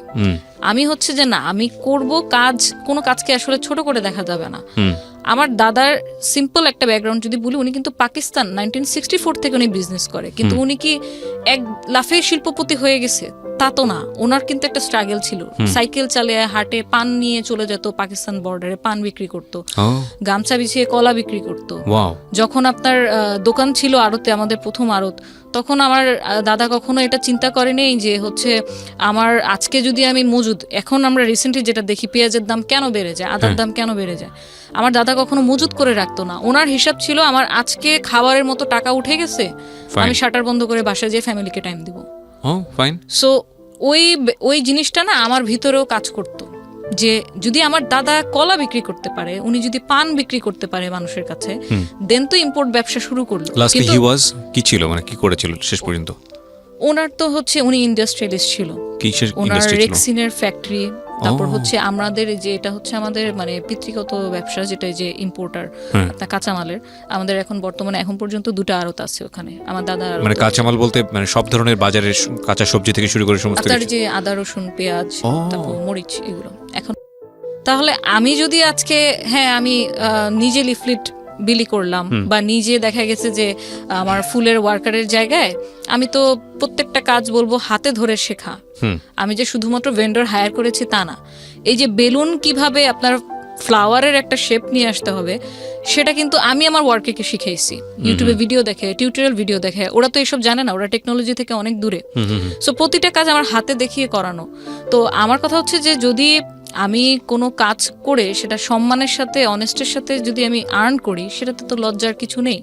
এখন যদি একটা সিএনজি ওয়ালার কথা বলি, সে তো অ্যাটলিস্ট ভিক্ষা করছে না, সে কাজ করছে, কাজ করে কামাচ্ছে, তাকে তো হচ্ছে আমরা অসম্মানের চোখে দেখতে পারি না। আব্বুর সাথে যেটা দেখা গেছে, আব্বুর জায়গা থেকে দাঁড়িয়ে তার মেয়ে হিসেবে আমাকে যেটা বলছিল সেটা আমি নিতে পারছিলাম।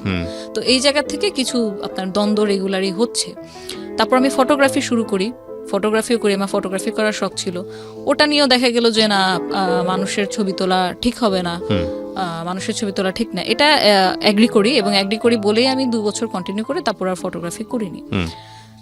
তো দিন যত যেতে থাকে আমার দিক থেকে আপনার মানে স্কোপটা কমতে আসে। আমি এক সময় হতাশ হয়ে যাই যে আমি তো বাসায় তখন অলরেডি মান্থলি কিছু না কিছু দিচ্ছি, দেখা গেছে যে হচ্ছে আমার প্রতি মাসে বাজারটা হয়তো আমি করে ফেলতেছি। এবং মোহাম্মদপুরে যাওয়ার পর থেকে যেটা হয়েছে যে আমাদের ওই যে একটা কেয়ারটেকার থাকার যে একটা ছোটবেলা থেকে বেড়ে ওঠা, ওই কেয়ারটেকার জিনিসটা আর ছিল না। এখন নিজেদের কেয়ার নিজেদেরই করতে হবে। সো যেহেতু মোহাম্মদপুর থাকি, আমি বাজার, কাঁচা বাজার যেটাকে বলে বাসার সদাই কেনা, এটা আমিই করতাম। আমাকে ছোটবেলা থেকে আমার চাচা চাচি, খালা খালু, মামা এরা বলতো যে এটা তো কুতুবের, আমার আব্বু আর কি, কুতুবের মেয়ে না, ও হচ্ছে কুতুবের ছেলে। কারণ ওই যে ছোটবেলা থেকে এই ধরনের কাজ আমি করি। তো বাজারে একদম টোটালি 2010 থেকে শুরু করি, এখন 2020 চলে, 10 বছর ধরে আমার বাসার বাজার আমিই করি এখন পর্যন্ত।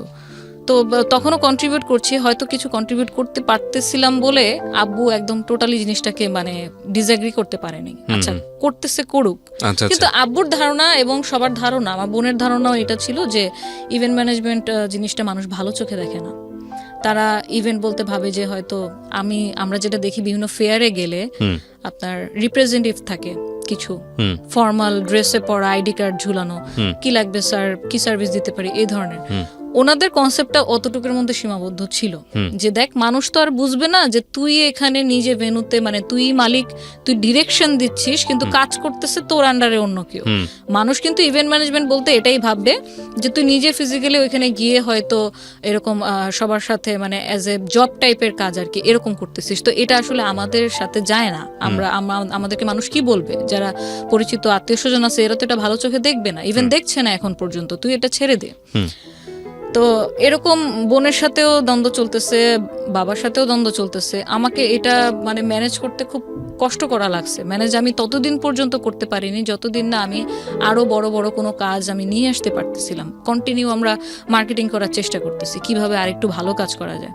তো আল্লাহর অশেষ রহমতে দেখা গেছে যে অ্যাটলিস্ট 3 বছর যখন কেটে যায় আমরা মোটামুটি তখন কিছু টুকটাক কর্পোরেট কাজ করা শুরু করি। যেমন আমরা বসুন্ধরা সিটি শপিং মলে আপনার রমজান মাসে যে 1 মাসের একটা ডেকোরেশন থাকে আউটডোরে, গেট থাকে, এই কাজটা আমরা প্রভিটা গ্রুপের স্পন্সরশিপ নিলাম, নিয়ে ওদের ব্যানারে আমরা ওখানে ডেকোরেশন করি। তখন আমরা রিয়েলাইজ করি কর্পোরেট কাজ কতটুকু ভ্যাস্ট হয়।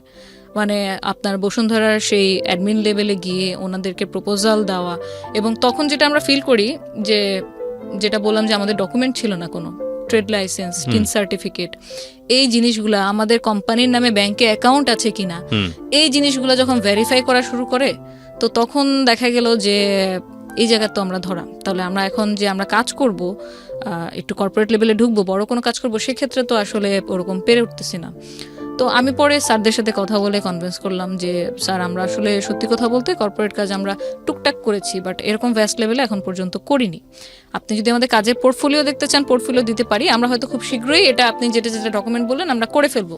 তো উনি খুবই সাপোর্টিভ ছিল, ওনার মেয়ের মতো করে আমাদেরকে বুঝালেন যে দেখো তোমরা যেহেতু করতেছো তাহলে প্রফেশনালি করো, জিনিসটাকে এরকম করলে তোমাদের জন্য বেটার হবে, আরো বড় বড় ভালো ভালো কাজ তোমরা নিতে পারবা। কারণ হয়তো আজকে তোমার সাথে আমি কথা বলে কনভিন্স বলে আমি তোমাকে কাজটা দিচ্ছি, আদারওয়াইজ সবাই কিন্তু কর্পোরেট কাজ এভাবে দেয় না, এই ডকুমেন্টগুলো ডিটগুলো লাগে। তো তারপর আমরা কিছু কর্পোরেট কাজ করার পর যখন দেখলাম যে না, কর্পোরেট কাজ করার পরে বাসার মানে মতিগতি কিছুটা হলেও আস্তে আস্তে চেঞ্জ আসতেছে। যখন বললাম যে আমি বসুন্ধরা সিটিতে আছি মিটিংয়ে, ও আচ্ছা ঠিক আছে ওকে, যখন আব্বু কল দিত, তো যখন বুঝতে পারলাম যে না ওনার মাইন্ডসেটটা এরকম যে কোনো অফিসিয়াল এনভায়রনমেন্টে কাজ করতে পছন্দ করে, তো উনি চায় ওনার মেয়েও ওরকম কোনো কিছু করুক।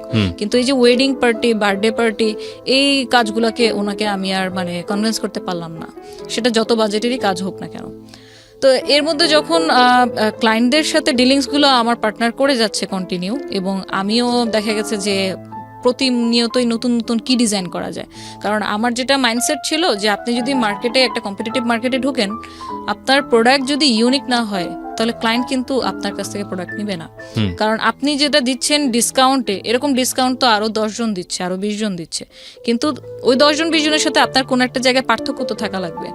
সো আপনার প্রোডাক্ট বা আপনার ডিজাইনটা যদি ইউনিক না হয় সেক্ষেত্রে আপনি টিকে থাকতে পারবেন না। আমি কন্টিনিউ ওই ক্রিয়েটিভ লাইনেই মানে আমার সময় দিয়ে যাচ্ছি, সময় ব্যয় করছি। এই দিক থেকে যেটা হলো, আমি আমার পার্টনারকে তো টোটালি 100% 110% আমি ট্রাস্ট করে আসতেছি, কারণ হিসাব কিতাব থেকে শুরু করে সবকিছু ওই দেখতো, ব্যাক স্টেজের কাজগুলো আমি দেখতাম, কিন্তু ফ্রন্টাল ডিলিংস গুলো ক্লায়েন্টের সাথে অ্যাকাউন্টসের জিনিসগুলো সব ও দেখছে। 2014 ডিরেক্ট যদি আসি, কারণ এটা কন্টিনিউ হচ্ছে আপনার আপনি 2014 সেম জিনিসই চলে আসছে। Started from 2010। ইয়া 2010। আপনি 4 বছর পরের কথা বলছেন। হ্যাঁ 4 বছর পরে কথা বলছি।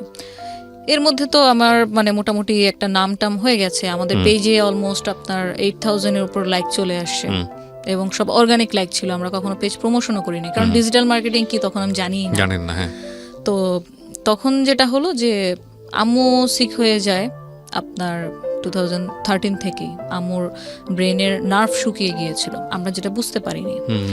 তো আম্মু সিক হয়ে যাওয়ার কারণে তখন দেখা গেছে যে মানে বাসায়ও সময় দেওয়া লাগতেছে, পাশাপাশি হচ্ছে আবার ইনকাম কিভাবে বাড়ানো যায় সে চিন্তাও। বাসার মেঝো মেয়ে, বড় বোনের বিয়ে হয়ে গেছে, ছোট দুজন তো আরো ছোট, তো এইসব দেখাশোনাগুলো করা, আম্মুর এই যে হসপিটালে নিয়ে যাওয়া, ডাক্তার কি কি ফলো আপ দিচ্ছে সেই ট্রিটমেন্টগুলো বুঝে নিয়ে আসা, সেগুলো আবার ফলো আপ করা, সবকিছু মিলে ভালোই প্রেশার যাচ্ছিল। কিন্তু বুঝতে পারিনি যে আসলে সামনে কি ঝড় অপেক্ষা করছে, ওয়েট করতেছে। কারণ আমি কন্টিনিউ কাজের মধ্যে, তো কোনো কিছুর দিকে তাকানোর বিন্দুমাত্র কোনো মানে অবকাশ সুযোগ ছিল পাননি। না। যখন দেখলাম যে একদিন খেতে গিয়ে, মানে আম্মু যখন খেতে গিয়ে দেখলাম আম্মু খাবার এখান থেকে বেয়ে পড়তেছে, আম্মু ঠিকভাবে খাও, তারপর দেখি যে না, যে সে যতই ঠিক করে এদিক দিয়ে পড়তেছে। ওহো। যখন আমরা কোথাও বেড়াতে যেতাম, হাঁটতেছি, আম্মুকে যদি এভাবে হাত দিয়ে না ধরি তো আম্মু স্টেবল হতে পারে না, তার ব্যালেন্সটা পিছনের দিকে চলে যায়। তো তখন যখন আমাদের ফ্যামিলিতে 4 জন ডাক্তার, জ্যাঠার সাথে আলাপ করলাম, আমার জ্যাঠা পিজি হসপিটালে কার্ডিওলজি ডিপার্টমেন্টের হেড, তো জ্যাঠার সাথে আলাপ করলাম, বললো যে তুমি একটা নিউরো ডাক্তার দেখাও, ভালো, এটা ব্রেন থেকে হতে পারে। আমরা অ্যাপোলোতে ভালো একটা ইন্ডিয়ান ডাক্তার দেখালাম, ওনার আন্ডারেই পুরো ট্রিটমেন্টটা চলে 1 বছর নাগাদ। যখন দেখালাম তো আমাদের কয়েকটা রিপোর্টের টেস্টের পরে আসলো যে আম্মুর ব্রেনের যে নার্ভটা আছে ওটা আস্তে আস্তে শুকিয়ে যাচ্ছে। নার্ভ তো অনেকগুলা। হ্যাঁ, যেটা আপনাকে কমান্ড করবে ওকে, যে হচ্ছে আপনি যেটা করছেন এটা ঠিক কিনা, মানে ঠিকভাবে করতে পারছেন কিনা, বুঝতে পেরেছি। ওই নার্ভটা শুকিয়ে যাচ্ছে। হ্যাঁ, তো যার কারণে উনি রান্না করতে গিয়ে হয়তো একবারের জায়গায় 3 বার লবণ দিয়ে দিচ্ছে। এটা আমরা রিয়েলাইজ করতেছি, উনি করতেছে না। নামাজ হয়তো একই নামাজ উনি 2 বার পড়তেছে, উনি বুঝতেছে না। তো এই জিনিসগুলো যখন খেয়াল করলাম তখন আমরা ইমিডিয়েটলি ডাক্তার দেখালাম, এবং টেস্টের রিপোর্ট যখন এরকম আসলো তখন সলিউশন শুনে আমরা আরো মানে আরেক লেভেলের হতাশায় চলে গেলাম যে এটার আসলে কোনো ট্রিটমেন্ট নেই। তাহলে এটা ট্রিটমেন্ট নেই, সেক্ষেত্রে আমরা এখন কি করতে পারি? তো বিভিন্ন মেডিসিন দেওয়া হলো যে ওনার এটা দিন দিন খারাপের দিকে যাবে, বাট যতটুকু পরিমাণ মানে কম করানো যায়, কন্ট্রোলিং করার জন্য মেডিসিন তাকে দেওয়া হলো, যে তার সাথে ভালো ব্যবহার করা, বাচ্চা সুলভ আচরণ হয়ে যাচ্ছিল দিন দিন, তো তার সাথে ভালো ব্যবহার করা, তাকে এক্সট্রা একটা কেয়ার দেওয়া, সব সময় একটু মানে আগলে রাখা, এবং তাকে টাইম দেওয়া। আমার আম্মুর কিন্তু অলমোস্ট আপনার 40 ইয়ার্সের উপর হয়ে গিয়েছে আপনার ম্যারিড লাইফ। তো এই টোটাল জার্নির মধ্যে কিন্তু আম্মুর কোনো ফ্রেন্ড ছিল না, কারণ আম্মু খুব কনজারভেটিভ ফ্যামিলি থেকে আসে এবং খুবই ধার্মিক ছিল। উনি ওনার ফ্যামিলি মেম্বারকেই সবচেয়ে আপন মানে সবসময় ভেবে আসছে। তো ফ্যামিলির বাইরেও যে কোনো ফ্রেন্ড মেনটেন করতে হয় বা কারোর সাথে আলাপচারিতা করতে হয়, ইভেন বোনদের সাথে, আমার আম্মুরা কিন্তু 10 বোন 4 ভাই, তো ওটাও কখনো শেয়ার করতো না। তো পারিবারিক লাইফে যেটা হয় আর কি, যে বিয়ের পরে যখন একটা মেয়ে অন্য কোনো সংসারে চলে যায়, তখন ভালো হোক খারাপ হোক তাকে ওটাই মেনে নিয়ে চলতে হয়। এখন আমরা রিসেন্টলি দেখতেছি অনেকে অনেক লিগ্যাল স্টেপে যাচ্ছে, সেই সময় আপনার আম্মুদের সময় অ্যাকচুয়ালি হতো না। ওখানে তো আসলে এটা কাউকে বলাই যাবে না, বললে মানুষ কি ভাববে যে আমি হয়তো আমার মধ্যে কোনো কমতি আছে, আমি হয়তো সংসার করতে পারছি না। তো আম্মুর যত ধরনের এই যে আমাদের ব্যবসা আব্বুর ফল হয়ে যাওয়া, বাসা বিক্রি করে দেওয়া, এই সব কিছু না মানে সে ভিতরে পুষে রাখছে। এবং এটার কারণটা আমরা যদি ডাক্তার না দেখাতাম এবং ধরতে না পারতাম যেটা নিউরোলজি প্রবলেম, তাহলে হয়তো আমরাও এটা বুঝতে পারতাম না। তো যখন ডাক্তারের কাছে যাওয়ার পর ডাক্তার জিজ্ঞেস করলো যে উনি এরকম কেন, আপনার কি নিয়ে কষ্ট? আম্মু খুব সবসময় হাসি মুখে কথা বলতো যে কই কষ্ট, আমার কোনো কষ্ট নেই, ওরা শুধু শুধু আমাকে এখানে নিয়ে আসছে। তো ডাক্তারও তো জানে যে এই ধরনের পেশেন্টদের সাথে কিভাবে আসলে তাদের কথাগুলো বের করতে হবে। তখন আস্তে আস্তে ওনার সাথে কথা বলতে থাকে, এবং ঠিক যে পয়েন্টে গিয়ে মানে শুনে যে আমরা এখন ভাড়া বাসায় থাকি এবং আব্বুর আগে অনেক ব্যবসা ছিল, এখন এই মুহূর্তে আব্বুর ইনকাম কোনো কিছু নেই, তখন সে কান্না করে ডাক্তারের সামনে। That was the main diagnosis, যেটা উনি কারোর সাথে ইভেন শেয়ারও করেনি কখনো, আমাদের সাথেও করেনি, ইভেন আম্মুর কোনো বোনদের সাথেও। আমরা কি করি যে আমার এখন সাপোজ আমার খারাপ লাগতেছে, আমি আমার ক্লোজ যে পার্সন, সেটা ফ্রেন্ড হোক ফ্যামিলি হোক, আমি তার সাথে শেয়ার করবো, দোস্ত আমার এরকম ভালো লাগতেছে না, কি করা যায়? কোনো সাজেশন, কোনো মানে ডিসিশন, কোনো ধরনের কোনো ফিলিংস সে কোনোদিন কারোর সাথে শেয়ার করে নাই।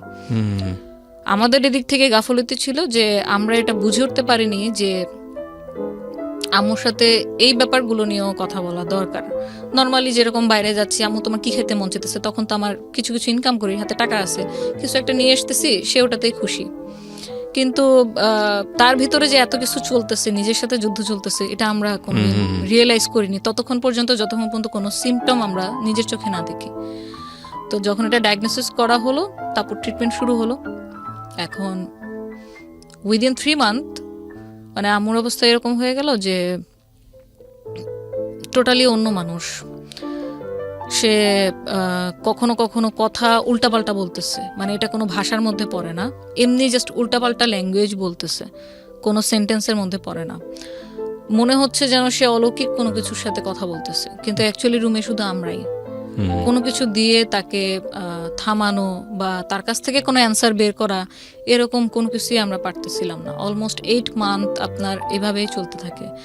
নিজেকে অনেক হার্ট করতে করতে দেখা গেছে এখান দিয়ে আপনার ব্লিডিং হচ্ছে। সো 24 আওয়ার্স অবজারভেশনে রাখতে হতো কে না কাউকে না কাউকে। তখন যখন দেখলাম যে আপনার মানে প্রতিদিনই অবস্থা খারাপের দিকে যাচ্ছে, ভালো তো হচ্ছেই না। বাথরুম সে কোনো কন্ট্রোল নাই। বাথরুমের কন্ট্রোল প্রায় আপনার মানে 8 মাস পরে গিয়ে টোটালি আউট অফ কন্ট্রোল হয়ে যায়। তখন আমরা যে আপনার অ্যাডাল্ট যে ডাইপার আছে আমরা সেটা ইউজ করা শুরু করি। তো তার জন্য একটা মেইড রাখা হয়েছিল, উনিও খুব বয়স্ক ছিল, আমরা খালা বলতাম ওনাকে। একদম যেহেতু আমরা বাসায় থাকি না, আমার ছোট 2 বোন হচ্ছে স্টুডেন্ট, আমি পড়ালেখা করতেছি, পাশাপাশি কাজ করতেছি। আব্বু তখনও চেষ্টা করতেছে কি করা যায়। কিছু কিছু উনি ইনকাম দিত, মানে না দিলে বাসা কেমনে চলতো। সেভিংস ছিল, কিছু কিছু ইনকাম করতো, কিন্তু পার্মানেন্ট যে কোনো একটা ইনকাম সোর্সের সলিউশন সেটা কিন্তু তখনও হয়নি। অ্যান্ড ইটস অলমোস্ট মানে 2013 শেষের দিকে। তো যখন দেখলাম যে আম্মুর এরকম কোনো মানে ভালো তো হচ্ছেই না, দিন দিন আরো খারাপ হচ্ছে, তখন দেখলাম যে আমার কাজের প্রেশার কিছুটা যদি কমিয়ে দিয়ে আমি আম্মুর দিকে সময় দিই, হয়তো তার মানে মেন্টাল যে স্টেটটা আছে সেটা একটু বেটার হইতে পারে। তো তখন এক পর্যায়ে দেখলাম যে আম্মুর নিজের উপর থেকে টোটালি কন্ট্রোল নাই, এবং 6 মাস পর্যন্ত ওনার কোনো জ্ঞান ছিল না। মানে কি করতেছে? আমি তানিয়া, আমার ছোট 2 বোন, আমরা যে তার মেয়ে, আব্বু যে তার স্বামী, ওই বাসায় কে কে থাকে, শি হ্যাড নো সেন্স, তার কোনো সেন্স নাই টোটালি। যদি আপনি বলেন যে একটা মেন্টাল পেশেন্ট যেরকম থাকে, যে তার স্মৃতিশক্তি হারিয়ে গেলে যেরকম হয় অবস্থা, আম্মুর অবস্থা ওরকম ছিল, যে কিছুই বুঝতেছে না। একটা বাচ্চাকে আমরা কি করি, সে কিছুই বুঝে না। আমি তাকে কি কমান্ড করতেছি, বাবা তুমি বসো, বাবু তুমি খাও, বাবা তুমি এটা ধরো না, ওই বাচ্চা কিন্তু ততদিন পর্যন্ত আপনার ল্যাঙ্গুয়েজ বুঝবে না যতদিন পর্যন্ত না তার মধ্যে ভাষার বোধটা আসবে। তো আপনি ধরে নিতে পারেন যে আমার আম্মু আবার মানে সেই বাচ্চার কালেই চলে গেছে। তো তখন আমরা হয়ে গেছি গার্জিয়ান। তখন তাকে এভাবে বুঝানো, সে খেত না। ট্যাবলেট যে দিচ্ছে ডাক্তার, ট্যাবলেট কিভাবে খাওয়াবো, কারণ উনি তো ট্যাবলেট দিলে তো এভাবে ছুঁড়ে ফেলে দিতেছে, এদিক ওদিক ফেলে দিতেছে, মুখ থেকে ফেলে দিতেছে, খাবে না, তিতা। তারপর কলা ছিলে, কলায় ভরে ভরে তাকে ওই ট্যাবলেট খাওয়াইছি, কারণ এই ট্যাবলেট যদি না খাওয়াই তাহলে আমার হাইপার টেনশন আরো বাড়তে থাকবে, আর যত বেশি হাইপার টেনশন বাড়বে উনি ফিজিক্যালি তত মানে নিজেকে হার্ট করবে। এই জিনিসগুলো মানে এটা যে ফেস না করেছে সে বুঝতে পারবে না যে আসলে কতটা ভয়ঙ্কর রকমের যুদ্ধ হতে পারে নিজেদের পরিবারের মধ্যে, নিজেদের সাথে। মানে আপনি ভেবে দেখেন যে মানুষটা তার লাইফের অলমোস্ট মানে 42 ইয়ার্স শুধু সংসার জীবনে কাটিয়ে দিছে, তার স্বামী তার বাচ্চাদেরকে নিয়ে। এবং আমার আম্মু ফ্যামিলিতে অ্যাকচুয়ালি মেঝো ছেলের বউ, কিন্তু বড় বউ হিসেবেই আসলে গিয়েছে, কারণ আমার জ্যাঠা যেহেতু তখন ডাক্তার পাশ করেনি, সো উনি এমবিবিএস এর জন্য ওয়েট করতেছিল। তারপরে বিয়ে শাদী করলেন। আব্বুর যেহেতু পছন্দের বিয়ে ছিল, উনি আগেই বিয়ে করে ফেলছে। তো আমার আম্মু কিন্তু মা হওয়ার আগেই মা হয়ে গেছে, মানে ওনার নিজের সন্তান হওয়ার আগেই ছোট ছোট দেবর কিন্তু মায়ের মতো করে মানুষ করছে। ওনার হচ্ছে 8টা দেবর। তো 8টা দেবরকে লালন পালন করা, বড় করা, শ্বশুর শাশুড়ি খেদমত করা, তারপর আমরা হলাম, আমাদের কি করা, কতটুকু ভয়ঙ্কর ভয়ঙ্কর। আপনি যেটা বলছেন we can realise, yes. But the thing is that আপনি সন্তান হিসেবে এই জিনিসগুলো রিয়েলাইজ করেছেন, এবং অনেক সন্তানই এটা করে না। আমরা শেষ পর্যন্ত কন্টিনিউ করব। যারা দেখছেন তারা দেখলে বুঝবেন যে আসলে কি অসাধারণ একটা গল্প, কি অসাধারণ একটা জীবনযুদ্ধ এই মেয়েটি করেছে, এবং she is a great successor. আমরা যাই সামনের দিকে, জি প্লিজ। এবং আপনি বলছিলেন যে ওই সময়ই বোধহয় আপনার পার্টনারের সাথে কোনো একটা বিষয় নিয়ে কথা বলতে যাচ্ছিলেন। হ্যাঁ, এটাতে আসতেছিলাম। তো আমার সাথে যখন এই ট্রিটমেন্ট চলতে থাকে, একদিন হঠাৎ আমরা কিন্তু খুব ভালো কাজ করতেছিলাম। আমাদের অলমোস্ট তখন আমি যদি একটু মেনশন করি, আমরা 100টার উপর ওয়েডিং ইভেন্ট করে ফেলি 4 বছরে, উইদিন 4 ইয়ার্স 100টার উপর ওয়েডিং ইভেন্ট করে ফেলি, এবং বার্থডে প্লাস আপনার 40-50টার মতো হয়ে যায়। আমরা আস্তে আস্তে খুব রিনোন হয়ে যাই, আমাদের রেগুলার কাজ আসতে থাকে, আমরা কাজ করতে থাকি। হয় কি, আমি জাস্ট নিজের লাইফে আমার আব্বুর প্রতিচ্ছবি দেখতে পারতেছিলাম। আমার আব্বু যতগুলো কর্মচারীকে হাতে ধরে কাজ শিখাইছে, সেই কর্মচারীগুলো একটা পর্যায়ে গিয়ে আব্বুর সাথে বিট্রে করছে, এবং এক্স্যাক্টলি সেম জিনিসটা আমার ক্ষেত্রে হয়েছে। আমি 4 বছর ধরে হাতে কলমে ধরে হোয়াট ইজ ইভেন্ট ম্যানেজমেন্টে কি কি জিনিস থাকে, আমরা কিভাবে ক্লায়েন্টকে অ্যাপ্রোচ করব, ক্লায়েন্ট কিভাবে আমাদের খুঁজে পাবে, আমরা কাকে দিয়ে কোন কাজ করাবো, কোন জিনিস কোথায় পাওয়া যায়, কোন কাজের বিল মার্কেট ভ্যালু অনুযায়ী কতটুকু রাখলে আমরা কাজের ডিলটা লক করতে পারবো, ক্লায়েন্টকে প্রেজেন্টেশন কিভাবে দিব, বার্গেন কোন লেভেলে করব, প্রফিট মার্জিন কত থাকবে, আমাদের মার্কেটিং কস্ট পরবর্তীতে কি কি থাকবে, ইচ অ্যান্ড এভরি ডিটেল হাতে কলমে শিখানো হয়েছে। কারণ ও তো ওই ব্যাকগ্রাউন্ড থেকে ছিল না, বাট আমার তো পার্সোনাল এক্সপিরিয়েন্স ছিল। ইনস্ট্যান্ট একদিন 2014 ফেব্রুয়ারিতে জাস্ট এমনি কোনো আগের থেকে কোনো ঝগড়াঝাটি নেই, কোনো মারামারি কাটাকাটি, নাথিং, ইনস্ট্যান্ট একদিন বলে বসলো, তা নিয়ে আমি আর পার্টনারশিপে বিজনেস করব না। তো আই সেড ওকে, রিজন, কারণ কি, কোনো প্রবলেম হয়েছে আমাকে বলো, শেয়ার করো। তো বললো যে না, কোনো প্রবলেম নাই, বাট আমার কাছে মনে হইতেছে পার্টনারশিপে বিজনেস করা আর উচিত হবে না, আমি পার্টনারশিপে বিজনেস করতে চাই না। তো এখন সবচেয়ে তখন আমার কাছে যেটা মনে হলো যে আমি এত কিছু করলাম, জাস্ট কিছু যদি ডকুমেন্টস থাকতো আমার, আমি হয়তো এই সিচুয়েশনটাকে, যখন আমার আম্মু অলমোস্ট মানে এরকম এত অসুস্থ, আমি এত টেনশনে আছি, এখন বাসায় অ্যাডিশনাল আম্মুর একটা ওষুধের খরচও অ্যাড হয়েছে, এবং যে ওষুধগুলো দিত তাতে মান্থলি আপনার 5-6 হাজার টাকা দিয়ে শুধু ওষুধের খরচে চলে যেত। তো তখন আসলে আমার মাথায় কাজ করতেছিল না, আমার জাস্ট এটা মনে হচ্ছিল যে আমি সবচেয়ে বড় ভুল যেটা করলাম, পার্টনার হিসেবে নিয়েছি, সেটার কোনো ডিড আমাদের ছিল না।